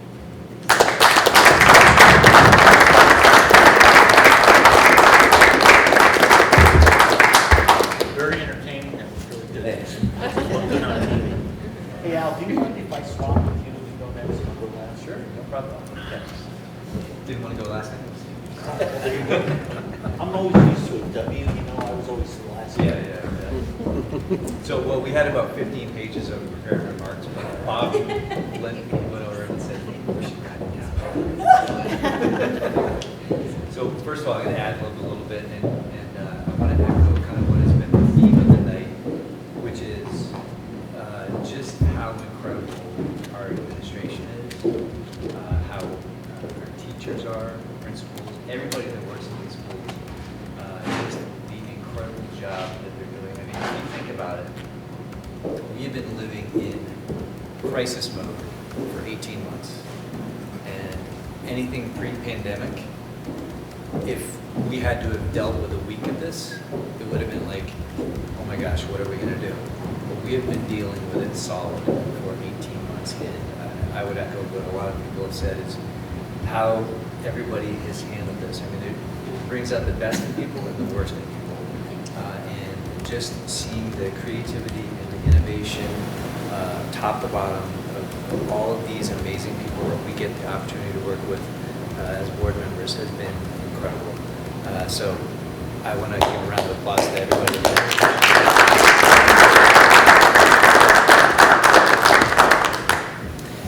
So quickly, before I jump into the 15-page note, also just wanted to talk about, these guys will talk a lot more about each of their schools and some separate things, but certainly part of that creativity and innovation that we have at Woods River Education District is the fact that, yes, our district is getting smaller, and we are doing something about it. We have a long-term planning committee, which has for months wrestled with exactly what do we do? How do we handle this? They've come out with some guidance of what they wanted to flesh out. We're now in the process of fleshing that out, but in essence it involves banding our grades in certain buildings and trying to create kind of a main central campus in Townsend, as well as have an immersion center in Jamaica. And I'm going to botch the whole immersion center thing, but in essence what it is allowing students to go to a place to get more involved, get more personalized learning, more in depth, and it would be kind of a gradual increase in involvement in those types of programs. So the younger kids wouldn't have as much involvement, but as they get older and older, you know, towards their junior, senior year, they would be very involved in it. And if they wanted to be a Mason, they would be directed towards things like that. If they weren't, you know, anything in STEM, be very involved in that. So anyway, that's some of the creativity of some of the folks on our long-term planning committee. Bill and team are now tasked with kind of fleshing that out. What does it look like? I mean, it's all a great idea, but we need to put some financials to it. We need to see exactly how it would work, and then we need to get some community involvement to see if this is something that they're interested in as well. And of course, we'll certainly get all the principals involved. At this point, we've kind of fleshed out what is possible. Now we need to know what is best for everybody. So that's kind of where we're at right now. And I've lost my remarks. Let's see if I can pull them up. But anyway, so I'm gonna kick off. I'm gonna put on my principal hat, even though I'm not a principal, and then kick off these guys. We're gonna go one by one with them. We are all excited to be back in our schools, working together in support of our students and families. Staff, students, and families did a great job transitioning from summer break into in-person instruction on September 1st. We've been so impressed with our greater community who take our COVID measures seriously and support our work keeping our schools safe. The pandemic has been impactful, and in our schools, we see these impacts play out in different ways for different children. As we work to uncover the social, emotional, and academic needs of our students, we are noting a significant broadening in the range of diversity in each group. On the brighter side, we were able to attract and hire an amazing rookie class of new hires for the 2021-22 school year, in spite of the pandemic. The Director of Curriculum, academic support teachers, and central office leadership led 3 days of onboarding professional development. The instructors volunteered to lead based upon the interests and their expertise. Our new hires have hit the ground running with their fresh approaches and new ideas. We're all learning and growing with them, and we look forward to their continued success. Right. We hope that this information below, shared by our principals, will be helpful to you in understanding what we're doing in the West River Education District. I am a stander, so I'm going to stand up. We are, 4 different schools, but really when we came together and we met with Al, we are one district, and so we're reporting out on topics based on all of our schools put together. We are a team. I talk with Scotty maybe 3 or 4 times a day, and Bob maybe once or twice a week, and Johanna, I run there. And but this, the West River really is a team, and we borrow from each other, we support each other. We're in constant communications, and so the report that we're all going to share at different parts just sort of reflects us as a whole. So you'll hear me talking about Leland and Gray, and Scotty will be talking about Jamaica and Townsend. So just for academic proficiency, I think one of the things that we're looking at coming out of COVID, and still, while we're still in COVID, is to make sure that students are getting everything that they should be getting from the education system. So we took some proactive approaches, and we were continuing on with our professional development that we were doing anyways. So, Leland and Gray ran a summer camp, a recovery camp for high school students who missed time during the regular school year to catch them up to make sure that they have the requirements they need to graduate or to go to the next grade. They're continuing on with their PVGR and their work there. And for the West River leadership in general, we're looking to really just continue to strengthen our MTSS and really focus on our LCAS, which is our local comprehension assessment system. And that's just to make sure everybody's getting the same type of education, doesn't matter which school that they're at or which teacher that they have, but we're all focused to deliver them the best education there.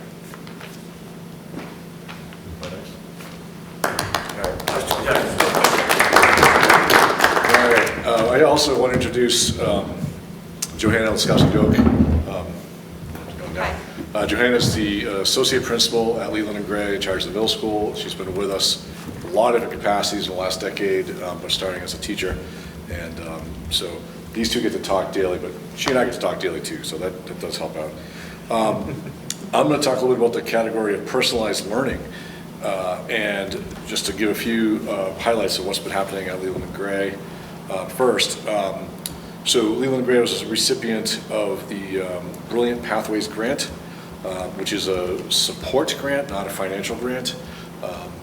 It's a partnership with this organization, Brilliant Pathways, that helps schools improve their college and career readiness programs. So that's something that we've been working towards and improving over the course of my time as principal, but this is really kind of give us a little turbo boost, I think, in how we think about that. And we committed, last year was the first year we committed to ensuring that every graduate had a placement, whether it's a college acceptance, a job, military placement, what have you, that there was, or some sort of gap year plan, that there was a placement, and we announced them at graduation, which is kind of a cool thing. Another new thing that we're doing at Leland Gray this year at the high school level is we're trying out a concept called PBL Wednesdays. It's project-based learning. And so 16 Wednesdays throughout the course of the year, for the afternoon, students are engaging in proficiency, in project-based learning modules in teams. And so teachers are getting trained, which we'll talk about more later in the professional staff part, but they're all being trained in project-based learning, and the kids are accessing this. We're utilizing these as a way to measure our transferable skills, which is a graduation requirement. And so that's how we're sort of checking those boxes with kids to make sure that they have those transferable skills needed. So it's all new, it's very exciting. And as far as personalized learning as well, the academic support team for the district, which is only elementary at this point, the middle school position is still vacant, if you know anyone looking. The elementary positions are fully staffed, thanks to Jen and the work that she's done. This team is really put together as a team function, and for the SU, but for the West River, they are in our buildings, providing lots of support, helping set up classrooms, assessing students, coaching teachers, and planning and preparing small group instruction that they do as interventions. So that is the personalized learning update. So before I start squinting at this piece of paper through my glasses, I want to take a second to just mention something that we kind of glossed over a little bit. We just went through a really hard year and a half, and but I felt at work I felt like things were really orderly. I felt like I could predict what was happening. I felt like there were regular meetings on the SU level for administrators. We were working really well together with our union, and we were working side by side with them, with our medical staff, and we really came together. I mean, it was a really amazing thing for me personally to be part of. And I want you guys to know that you're paying for that, and it's really something else. And I want to say thank you to our boss, our letterman, because honestly, I can't really tell you how. I mean, I talked to my dad about it. I'm like, Dad, you wouldn't believe what's happening in my work. I mean, we are coming together right now, and we're successful, and the kids are feeling it, and the families are feeling it, and I really want you to know that it happened, and it's still happening, and that's the most important thing I have to say. Now I'll squint at this. Thank you, Bill. You're welcome, Scott.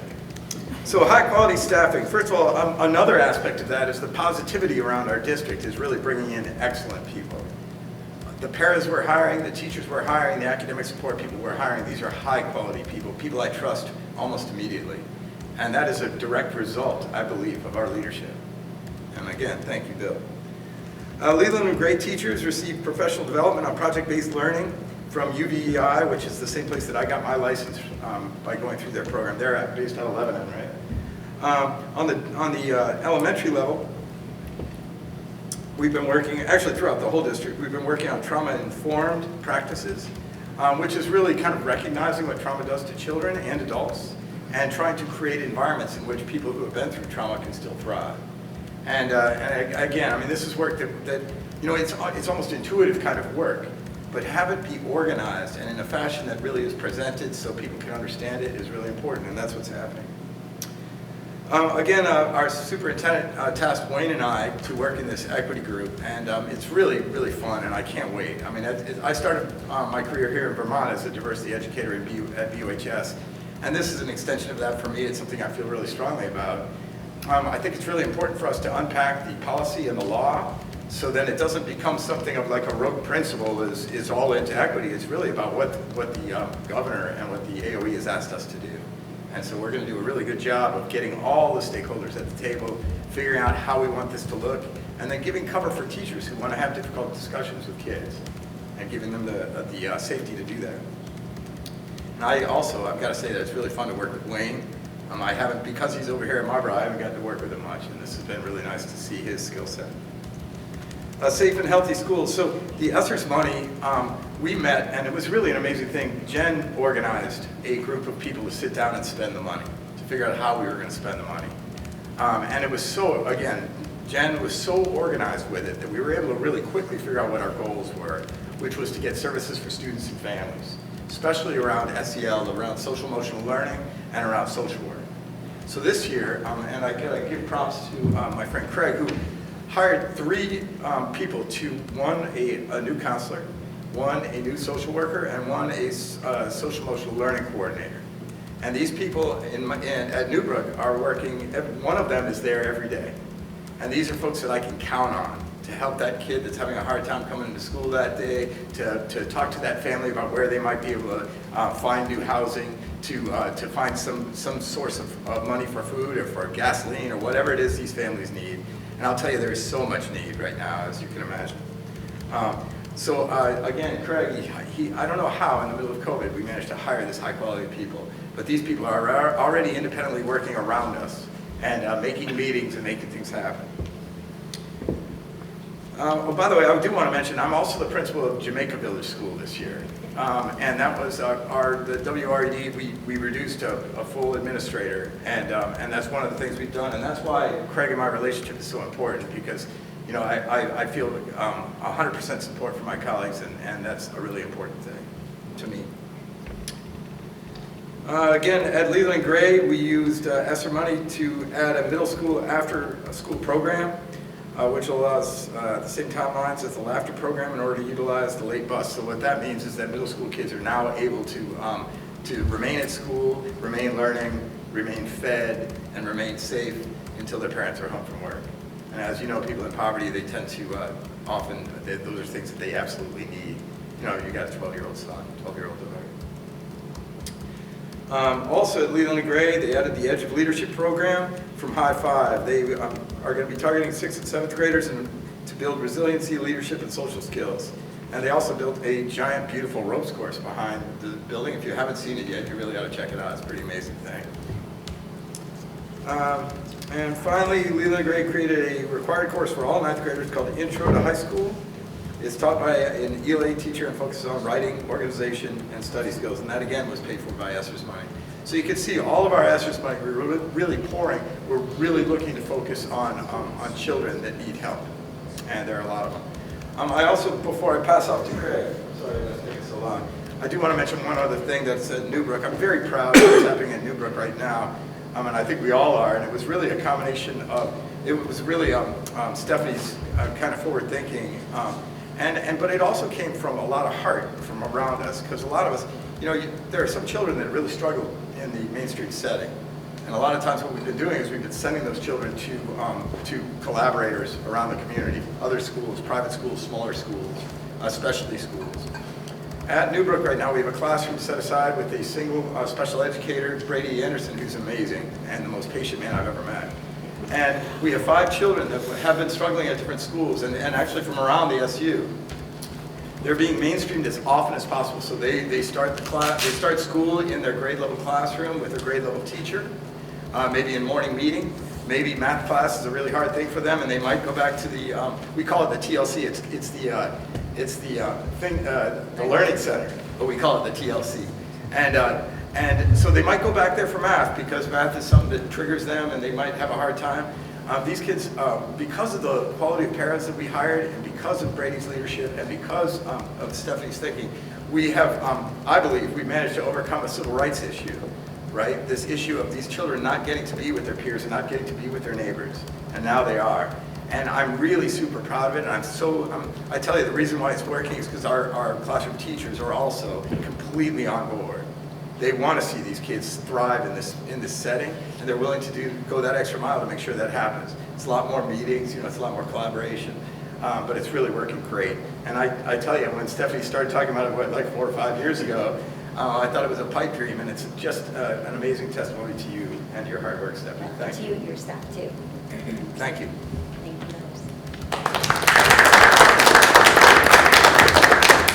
And because we have a spreadsheet with graphs and things that are itemized, thank you very much, Laurie.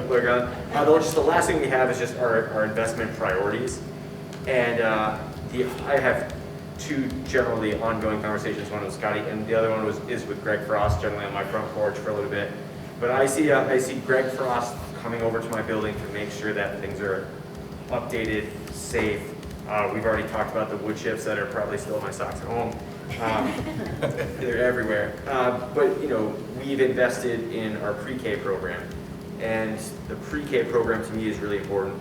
We know, and if you don't know, I'm going to let you know now. For every $1 that you invest in early education, ends up being $9 later on. So giving our pre-K kids a nurturing, safe environment with things that are developmentally appropriate, we're going to pay off in the long run. So Greg's been helping me out with that. We are making sure that our spaces are up to code and the pre-K kids are safe and taken care of. So that's one of it. But we also used our investment money to start targeting kids out of COVID who need those gaps, those learning gaps shortened. So we invested in ELA products and English language arts and math supplements, so we can really target to make up those gaps from being out a year and a half. The social emotional coach and the social emotional learning that we have is just something to make sure that we are responding to COVID appropriately on an academic level, but also on a social level. And I just want to say thanks. And it's great working with you all.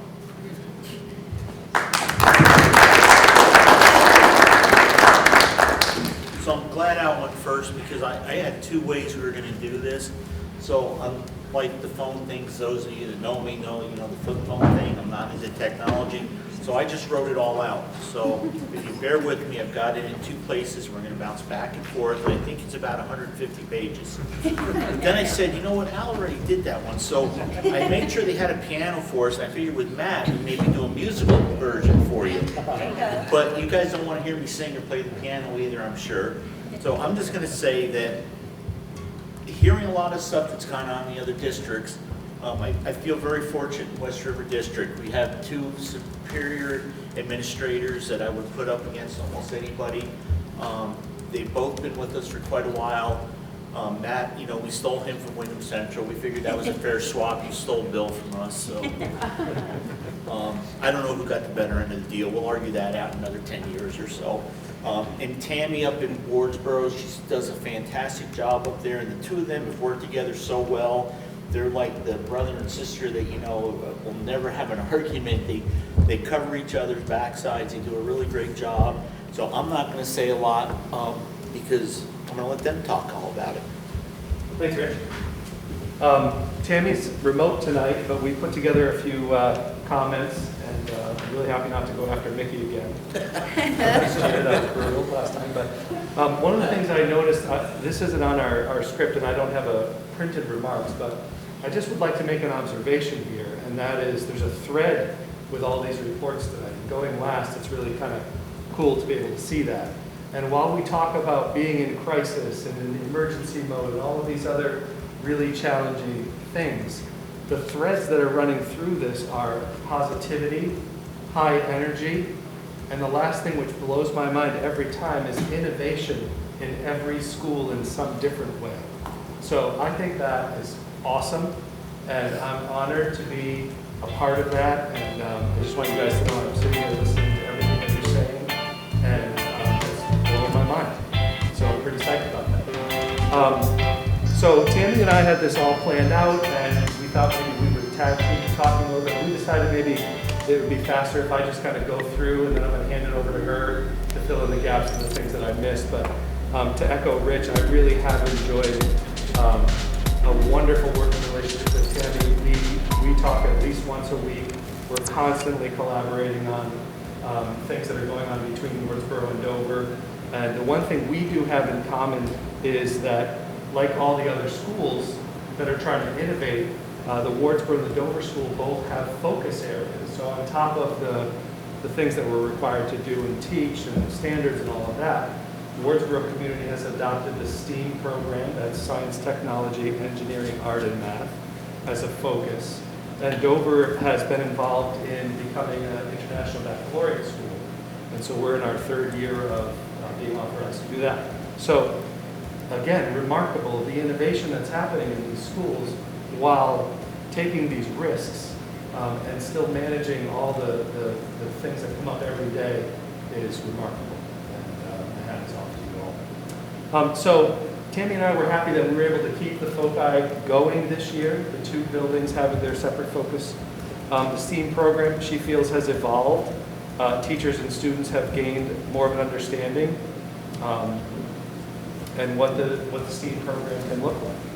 With IB, teachers are using the IB structure to provide a foundation to help assist with teaching perseverance, teamwork, resilience, creativity, and all those things that we feel like are important skills to continue to grow, especially during a tough time like this.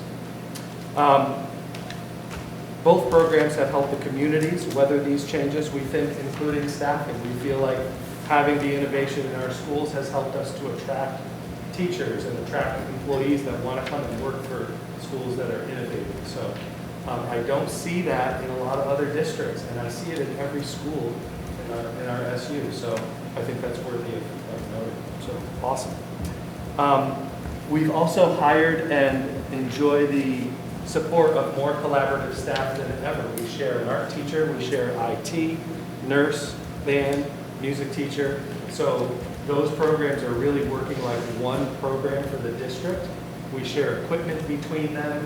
We share all kinds of resources. So really trying to leverage the power of those two groups that are moving along. So we appreciate that. And I mentioned again, we also share collaboration at the administrative level. Tammy's bouncing ideas off me, I'm bouncing ideas off her. It's a really comfortable and I think effective partnership that we have. So that's the end of our kind of our focus update. And so I'm going to open the air for Tammy if you want to add anything or just move on, whatever you think, Tammy, go for it.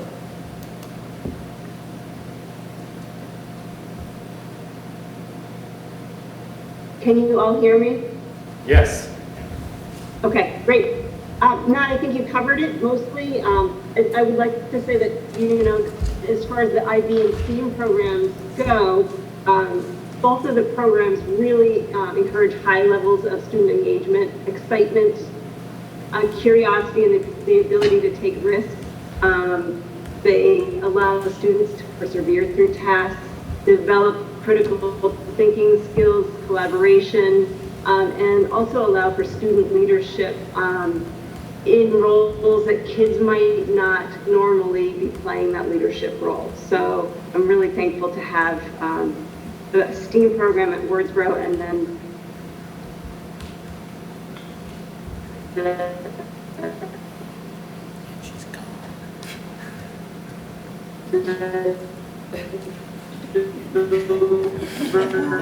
Your interconnection is in trouble. Yes.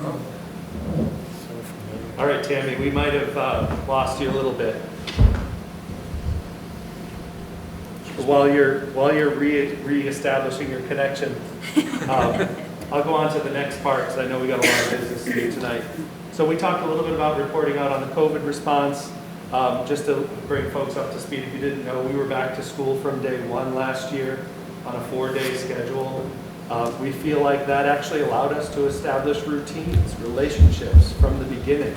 And it really helped us when we ended up having to go remote. So we're thankful for that. Although we were uncertain, we were scared about COVID, we were nervous about, we didn't have vaccines, we had an HVAC system in shambles.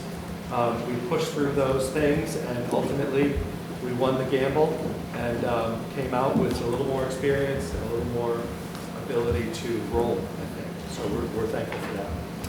I mentioned HVAC work. It is so nice to go into school now knowing that all of our systems are blowing fresh air at the ASHRAE standard rates. I credit Greg's predecessor for starting that early and getting on board with that stuff early. That really made a big difference. I think we got out in front of the crowd a little bit in our supervisory. We were able to solve some of those problems before, well, quicker than other districts. So that's wonderful. There were some hiccups, of course, but teachers established good routines. The custodians established excellent cleaning practices. We had all the equipment that we needed. We had PPE, we had misting machines, we had peroxide cleaners and all the disinfectants. We had routines in the classrooms between snacks and other transition times where teachers were wiping down desks and wiping doorknobs, and it was really a wonderful team effort. The meals program was expanded. We added Wardsboro School to the meal preparation at Dover, including delivery. That experiment continues to evolve. We learn a little bit each day, I think, about trying to improve those systems and improve the quality of the food that we can get to Wardsboro over the back roads. Finally, there's a note here about the board making some mental health time for the staff, offering that day around Thanksgiving time to just say, no training, take this day, make that weekend a little bit longer, take a break and enjoy some time. That was very important. Show of support from our board, so we thank the River Valley's board for that. And then finally, in this topic, just the concept of family response.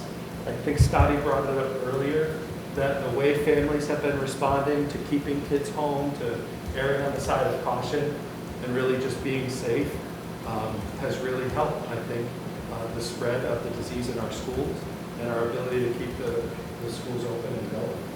So we really want to just tip our hat to families as well. Tammy, you want to add anything to the COVID update?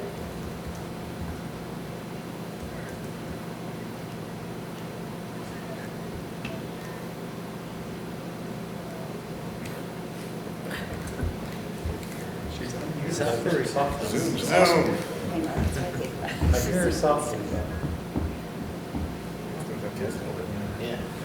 So, you know what, this is a really good point, and I don't know if everybody knows that Dr. John is like the co-chairman of the Windham area, this big regional thing for better internet. If this isn't an example why we need better internet, or Dover, River Valleys, we're doing one of our informational meetings, we're doing it in Wardsboro, so Tammy and I were in Wardsboro with our clerk, Andrew McLean, and we got froze, and we're like talking to anything, and there was nothing there, so I think another thing to push, everybody should really push is, make sure the internet gets better down here. Don't let all the money go to Burlington first. Make sure a lot of it comes south because we need it bad. Yeah, and just punctuate. No, it's upstate New York. There's no big draw here tonight. There's 2 laptops on, so it's not as if we're trying to overrun it. It's just definitely slow. All right, moving on. Time is important. Last piece here is just about academic recovery. We have had some staffing trouble with the academic support team in Dover. Wardsboro's had a pretty steady teacher, Principal Bates, of course. So we would like to attribute the academic supports to the classroom teachers' work last year. And we're super excited to have a fully staffed academic support team this year, and looking forward to what we're able to do with that. We had a really different and new summer program this summer that served Wardsboro and Dover students. Was very successful. Was a little pricey, but we'll work on that for next year. It was funded through the grants, but that was something that seemed to go really well this summer. And then my last note is to recognize Bill, Laurie, Stephanie, Greg, and Jen as the leaders in the central office that provide us incredible daily support and organization, and all of the people that work with and for them. We can get questions answered, email responses, telephone calls, 100% dedication to serving our students. It's really amazing. Like Rich said, I worked at the central office for 8 years before this with Laurie, and this is really something special. This is something that I haven't seen in my 8 plus now 6 And for the prior years, I just don't remember interacting with the central office as much. But I think this is a highly functioning, incredibly dedicated team. And we are all extremely thankful for the work that you guys do and the support that you provide to us. So, I don't have anything else to add. I would like to give Tammy one more shot in case I missed anything. Tammy? Smile this time. She moved. Can you all hear me? Go. Yes. All right, I'll try to be brief. Thank you, Matt. That was very thorough, and I think you highlighted all of the points that we discussed when you, Rich, and I met. I would like to say the one thing I'd like to add is just the incredible support that I feel like both of our schools have received since day one from our board and our board members. That although our schools vary in size, you know, Dover is about twice as large as Wardsboro, I've always felt that they've really had, they've been looking at both schools like through the lens of equity and really making sure that both of the communities are getting what they need. You talked about some of the points with the programming, with you know, IB and STEAM. Both schools are now offering a foreign language program, the food program. All of these things are making a difference for our students. So I just wanted to say thank you, and I commend your efforts forward. So thank you very much.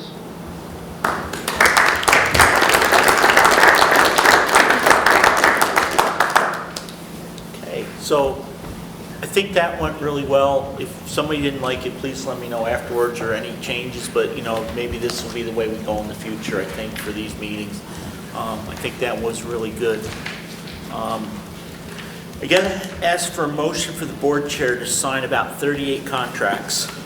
If you want, I'll read them all off to you. If you don't care and somebody wants to make a motion to approve the board chair to sign the contracts. So moved. You moving it, Doug? Moving it. Second. Ken seconds it. Is there any discussion?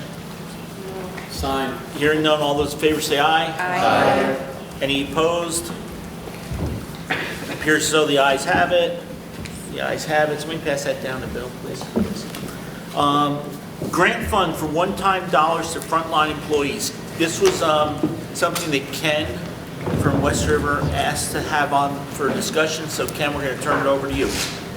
All right, so basically what I'm asking is, I don't know if we're going to have to do this at WCSU level or at each different district level. And what it is to give a one-time payment to our frontline employees and all the people you see in the classrooms wearing masks and everything else every day and working with the kids that, you know, have been, the ones I hear are all burnt out. And to give them a little incentive and a thank you for doing a great job. And you know, I'm talking about like the teachers, the parents, the custodians, that kind of thing. You know, the people that are there. And for us to give them a one-time payment, whether it be $1,000 each, and we can use some of these ESSER funds to do that. So I don't know if we want to do that at this board level. Okay, so you're basically asking not an amount, you're just wanting to open a discussion about payments to the frontline. Laurie and Bill, can ESSER funds be used for that? Yes, they can. Okay. Do you have a suggestion, Ken? I was thinking like 1,000 or 2,000 per employee. Okay. And that would fly with the feds and the powers to be, correct? Yes, it's an allowable cost. Okay. So I don't know if this, I would believe this would be the appropriate place for WCSU employees. We don't oversee the individual district employees. So I think that would have to be by the board. And because I don't think like this board can make a payment to the Marlboro teachers or to the River Valleys or the West River. I think we could do it for all the WCSU employees here. I think, Ken, you would have to do that on your individual, like for West River, you would have to bring it up to that board. Is there anybody that disagrees with me? Is there any? So if nobody disagrees, I think then what we could do is we could talk about it for WCSU employees, Ken. That's fine for the Okay. WCSU employees. So, And at least we'll set a precedent for all the other districts to decide what they want to do. okay. My one question would be, Bill, I believe all WCSU employees are union, are covered under a contract. Yep. Does that affect, is there anything in the contract that would affect? The only challenge is that WRED and WCSU have the same contract. So there could be a challenge that I would want to check with our attorney. Are we treating employees under the same contract differently? Okay. So Ken, does this work for you and is this good for the rest of the board? We're meeting in about a month, I think October 27th. Yes. Executive committee is... Executive committee. But we're going to have some meetings because we have to do the budget. And that's going to be a November 3rd. full board. So your suggestion is $1,000 an employee? Or was... The amount to be determined by the board. Okay, amount to be determined by the board. Bill, can you... Which this will set a precedence for if you decide for WCSU employees and and they decide at the WRED a different amount. You see what I'm saying? Well, that's where I was going to go with this, if everybody's agreeable, including you guys up there on the TV, is that we asked Bill and Laurie to come back to the executive committee to discuss it with the executive committee and see what challenges there are to it, and then that we, at the November whatever meeting, then when we have the full WCSU board again, that we can bring forth a motion and have a discussion on that. What I would really like to do this time, if there's any concerns or anybody has any thoughts or we're totally missing something, you know, bring it up now. If not, do we still have a quorum? Emily had to leave. Emily left, okay. Yeah, I just want to say that, you know, we have done this at our level in terms of our district, but we also did it through the lens of, you know, administrative, I guess, opinion. So I would probably want to make sure that, you know, we're listening to the administration, and those requests have come from our administration. So if, you know, I guess Bill says that this is necessary, then I'm going to listen to Bill. But if it's already, people are already being taken care of in certain ways, then they're being taken care of. But I know that we have done it in our personal district, which probably have WCSU employees, I'm not sure, but I have to check with them.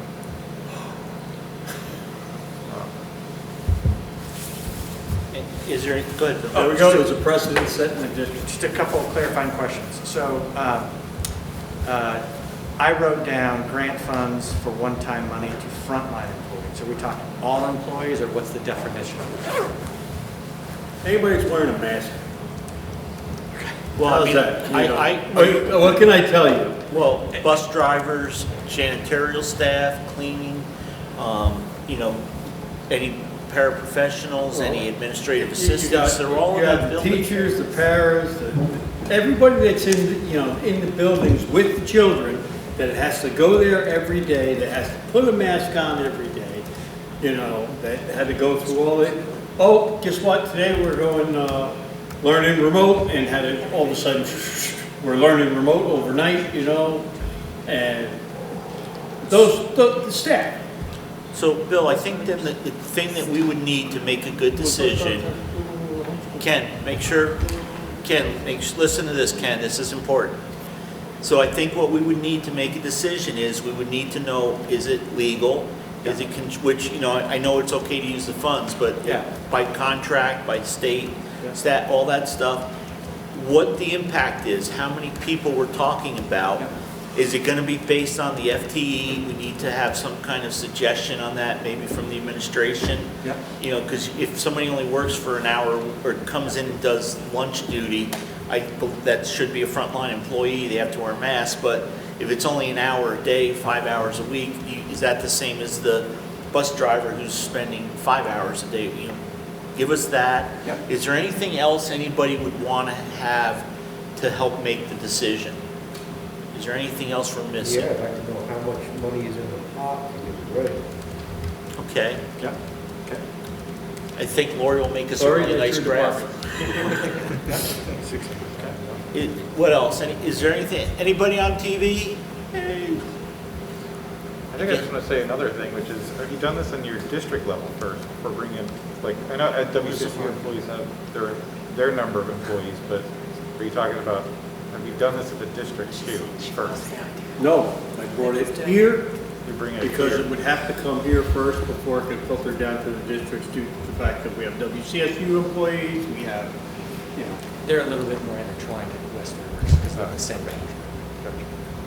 Yeah, but again, it would have to be, like, if Marlboro wanted to do something, that would have to be, we can't do it for your student, for your staff, but we could do it for Windham Central staff that's in your building. And I guess that's the other thing, Bill, like Doug was saying, which is a good point.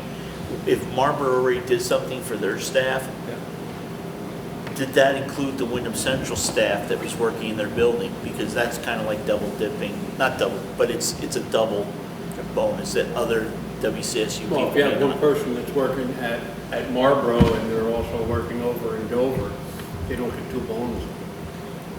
Right, well, because that would only be a part-time, they'd be like a 0.5 in each building. So can you just help us with with I this? think that I could package this all together, have an ongoing conversation with the executive committee to bring back something on And you November can't, 3rd. it's like, we can't say that, like, those staff is not included in this because they're in the schools too. You know what I mean? So. Well, as an example, Bill's team, we had a situation in River Valleys around the Christmas time where we had some staff that could not come in because of quarantining requirements. And Bill had Meg come in over to one of the schools, Dover, Wardsboro, to help out and cover a class, you know. So, I mean, nobody has said it's not my job or, you know, I don't get paid to do that. So, Bill, you'll be able to do that. I can work on this and report back to the full board on November 3rd for continued consideration. All my friends left me. I'm all alone. Okay, it's getting late. Next one is long-time employee retirement bonuses. Ken, what's up with that? Okay, what's up with that is we've had come before this board on many occasions and through the other districts of somebody leaving to retire after so many years of service. And we always turn around and, this one likes this one. No, we should have one policy or procedure for any long-term employee. And how you want to do this is X amount of dollars per year, and that they're retiring, not moving on to another job. We're talking about an employee who's been in, for 15 years and retires. Say $100 a year or $200 a year, as a goodbye, a thank you, and we appreciate you. And my question is, I know we have all these union contracts and everything, but I've heard for years and years and years that we underpay our, our support staff and our staff, and should we actually extend that to that point? And this is something that I'm asking the WCSU to write a policy. So Emily and I had this conversation when Frank left and when Stephen retired, and I think there was one other time. Abby Dillon, yeah. And I thought we had kind of said, I thought we were supposed to get a policy or like a procedure together. I don't know if it's a policy. I did ask Bill to look it up in the minutes, and it wasn't, we discussed this a while ago, didn't we, Bill? We couldn't find anything in any of the minutes, could we? No. Carolyn made a motion at the end of a meeting to give a certain sum. Yes. But it was not based on any policy or procedure, and that was it. So, we need something concrete. So Ken, hang on. Yep. So to move this along, Bill, can you see what other districts do? Can you talk to the Superintendents Association principals and bring something back that we can discuss at the executive committee level so we have something to bring to the full WCSU board, Ken? Everybody good with that? Everybody up there looks good? I don't see any hearts. They don't love that. School choice. This is going to be very brief. Something I've been thinking about, and for a long time, it's something we've discussed, And, you know, there's a lot of families that, people live in Dover and they work at Grace Cottage. Wouldn't it be neat on their way to Grace Cottage, because they live in East Dover, they drop their kids off at Newbrook and they can go to Newbrook. And maybe there's a person that lives in Jamaica that works at Mount Snow and they come or wherever, you know, just different ways going back and forth, you know. And because we're trying to give our kids a lot of choice and stuff, and you know, there is school choice within the West River, within the River Valleys, within Marlboro, there's school choice. But would it be something that we should consider and possibly look into to allow school choice throughout Windham Central? I don't want to take a lot of students from any one school and make another school bigger, or close a school, but I asked Bill to look into that. He has some information in here. If you review it, we're not going to discuss it for long tonight, but I want to put it back on the next one of the next agendas. And just think about it, if anybody has any comments, any thoughts. But I thought, you know, maybe somebody works up in Windham and they live in Townsend. Maybe they want their child to go to the Windham school. Give you a few more kids and it can make your series better. I love the idea, I'll say it right now. I think it's great. I've pushed towards since I got here. I love school choice. I think it's wonderful. So, Bill, I know you've done some research. Can you maybe help us with that also? Sure. And put that together. Is there any comments, any thoughts on that? I don't see anything up there. We have a beautiful policy for that. In West River. In West River. So if you guys, you know, decide to. We have one in River Valleys too, and that there's a lot of little details, and there's some discussion if it really is legal or, you know. No, I got that legal opinion. But Bill, so we'll have a bigger discussion about that in the future, unless you all told me to, you know, drop dead and you didn't like the idea. But it sounds like everybody's okay with it. WCSU ESSER research requested pre-K-12 rather than K-12. So what do you need from this, Bill? So this was requested at your last meeting in June. You have it here, and this is for you to review as we get prepared for budgeting season. Basically, it's showing you if you change your current structure. The WCSU has a structure of K through 12 K through 12 special education is distributed based on ADM, but pre-K, ECSE, early childhood special education, is born individually by district. So that's with a caveat. Can I clarify? Yes. It's actually all of the base the services are by ADM, but if there are special services needed for a student, like a one-to-one para or transportation, that is billed directly back to the district. So if you look at, and this wasn't taken up by the one Act 176.3 subcommittee back when the K through 12 methodology changed, because Act 173 isn't affecting ECSE. So basically, really quickly, it's whatever I put on this direct bill, meaning it gets billed directly back to the district, would be spread out by ADM. So for the next executive committee, not tomorrow's executive committee, but for the following week, could you maybe come on and talk to at least the board chairs about it first? Sure. Show us what it may look like, not exact numbers, but kind of like we did when we met in Newbrook with and then I think we can bring it up at the next couple meetings, and then maybe have a vote for it when we're doing the budget. Okay. Okay, does anybody have any questions, or is everybody good with that? Everybody good on TV? Cool. Okay, and then Coalition for Student Equity Contribution. Mark, I'm going to let Dan do that since he's here. The internet hasn't been great. Or Doug, Okay. I don't care, one of you. Okay, so I think that all you familiar with the coalition. Mark is actually the chair of, or he's the executive director of the coalition for Vermont Student Equity. And this collectively, the school districts and the supervisory union here have contributed a nice amount of money to that. And I think the point of this, catching me a little bit by surprise here, I think that what we would like would be to see WCSU include in the budget for the coming year another appropriation similar to what was pledged this year. And I think it was asking for 5 in the letter. Was it? Okay, yeah. So this year, 3,000 was pledged, was given by WCSU, and the coalition would like to see WCSU include 5,000 in the budget for the coming year. So I don't know if that has to be made in the terms of a motion now. No, because it would be added.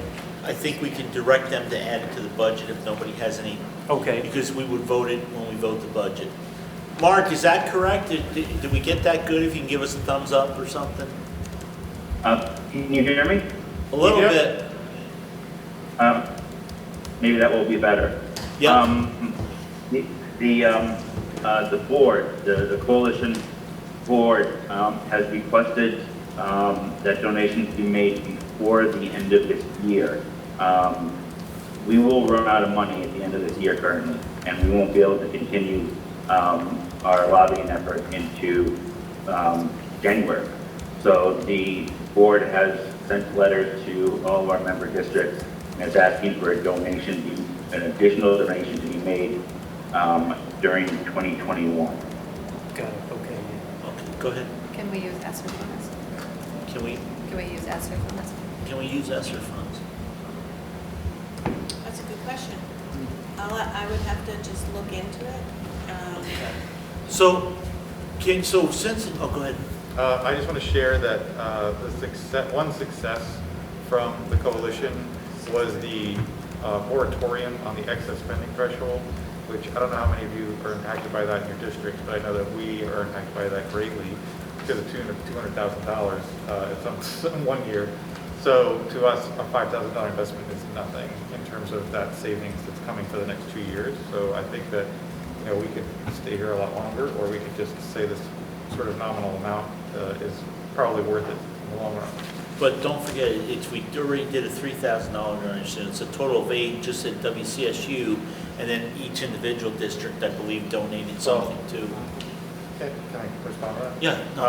I don't think we're going to be here talking about this next year because it's going to be over by the end of next legislative session. So I don't think we're going to be asked this much more again. And I should make another point too. I apologize for just reading this, Mark, but contributions have ranged from 500 to 5,000. So you have not stipulated amount, but I guess my suggestion would be that WCSU pony up another 3,000. We've put 3,000 in already. We do another 3,000 this year if we can find the funds somehow to do that. That's my suggestion. I found the funds. Okay. There's a surplus of $636,407 currently in the WCSU funds. But hang on 1 second, guys. If we find out we can use ESSER funds, if we make the motion, would you be able to, use ESSER funds? You could do either. The motion could be either or. Okay. So if it's does somebody want to make a motion? I will make a motion that WCSU pledge to the Coalition for Vermont Student Equity a further $3,000 to be sent before December 31st, 2021. Either from ESSER funds or from surpluses that are sitting in the bank at this point. Sorry, Peter. Okay. Hang on. I got Carolyn seconded. We have a motion by Dan. Peter, are you all good with the motion? An additional 3,000 to be... Coalition for Vermont Student Equity. Right. To be sent. There was another... To be sent before December 31st of 2021. Funds to come from either ESSER or surplus monies. Before the 31st. Yes. Thank you. Are you all good? Yep. Okay, we have a motion by Dan, second by Carolyn. Mark, are you good? Is that all you wanted to on that? Perfect. Thank Okay. you. Who seconded it again? I did. Carolyn Partridge. The wonderful Windham people. All those in favor say aye. Aye. We got an aye up there. Look at the thumbs up. Anybody opposed? Hearing none, it appears so the motion passes. The motion passes. Okay. Last thing, V-High WCSU vote and or proxy. That's at the same time. So it's yeah. usually at the exact same time as the VSBA. VHI is usually just, are we gonna vote for people that are gonna represent VHI? So who's going to be there on that day? It's either gonna be Dan or Dan. Well, in that case, I would like to nominate Dan. To vote on behalf of WCSU. At the Vote on behalf of WCSU for, I'll yes. second if you need it. Yes, we do need the second because we're not going to let Dan say no. Are I you going to be there? I believe Emily has in the past been there, but But she's not here. since she's not here, I'll accept it. And if you can't, if it's not going to happen, let me know. We'll figure it out. We'll Yeah. figure it out. You got Peter, are you good with that Like motion and Beehive second? proxy, yes. Okay. Any discussion? None. All those in favor say aye. Aye. Okay. Any opposed? It appears so the ayes have it. The ayes have it. Moving forward. That way it's on TV. Policy, WCSU travel policy. And we have a WCSU, we have new bylaws. Be honest, all of you guys, now that most of the administrators are gone. Did you do your homework and read these two before you came to the meeting tonight? Okay. It's okay, we got you, we're ready for you. I'm gonna postpone these, Bill. We're gonna discuss these at the next meeting. Do we You need need it? the travel. Okay, let's look at the travel one This is quickly, part of our please. grant. You can hold, you can wait on the bylaws, that's fine. Okay, so look at the travel one, guys. Bill and, Is one of them on in a timely manner? Yeah. Because that did not Travel work. is what we needed. hey, one of you all, talk about it quick. Okay, so the travel policy, you actually have a travel policy in place right now, but this is, has a new legal reference, so it's really just approving this travel policy with the new legal reference. So it's not a change from the other one. We had to do this for our grant procedures to have them in place. Move to approve the new travel policy. Okay, just before you do that, guys, did the policy committee review this? Probably not. No, because they were just constituted. Okay. We do have a committee, they should have reviewed it. I have a motion by, Howie, are you, I don't think you're on the list. You can't, no. He's not a voting member. No, Howie's a voting member, I think. Oh, I'm sorry, Howie. He didn't write it down, it's not my fault. it's So my fault. Howie made the motion, Carolyn seconds it, that now are we adopting this, or do we have to post it? Okay, so we're voting to warn it, it'll be voted on in November. Is there any discussion? No. Hearing none, all those in favor say aye. Aye. Any nays? Appears though the ayes have it. The ayes have it. We're going to postpone the bylaws. Sorry, Mark, I know we worked hard on that one. I missed a second. Allison. I second it. Carolyn. Thank you. We have no executive session. Beth, make the motion. Motion to adjourn at 8:58. 8:58. We're not making it 9 o'clock. 7:58. Thank you, folks.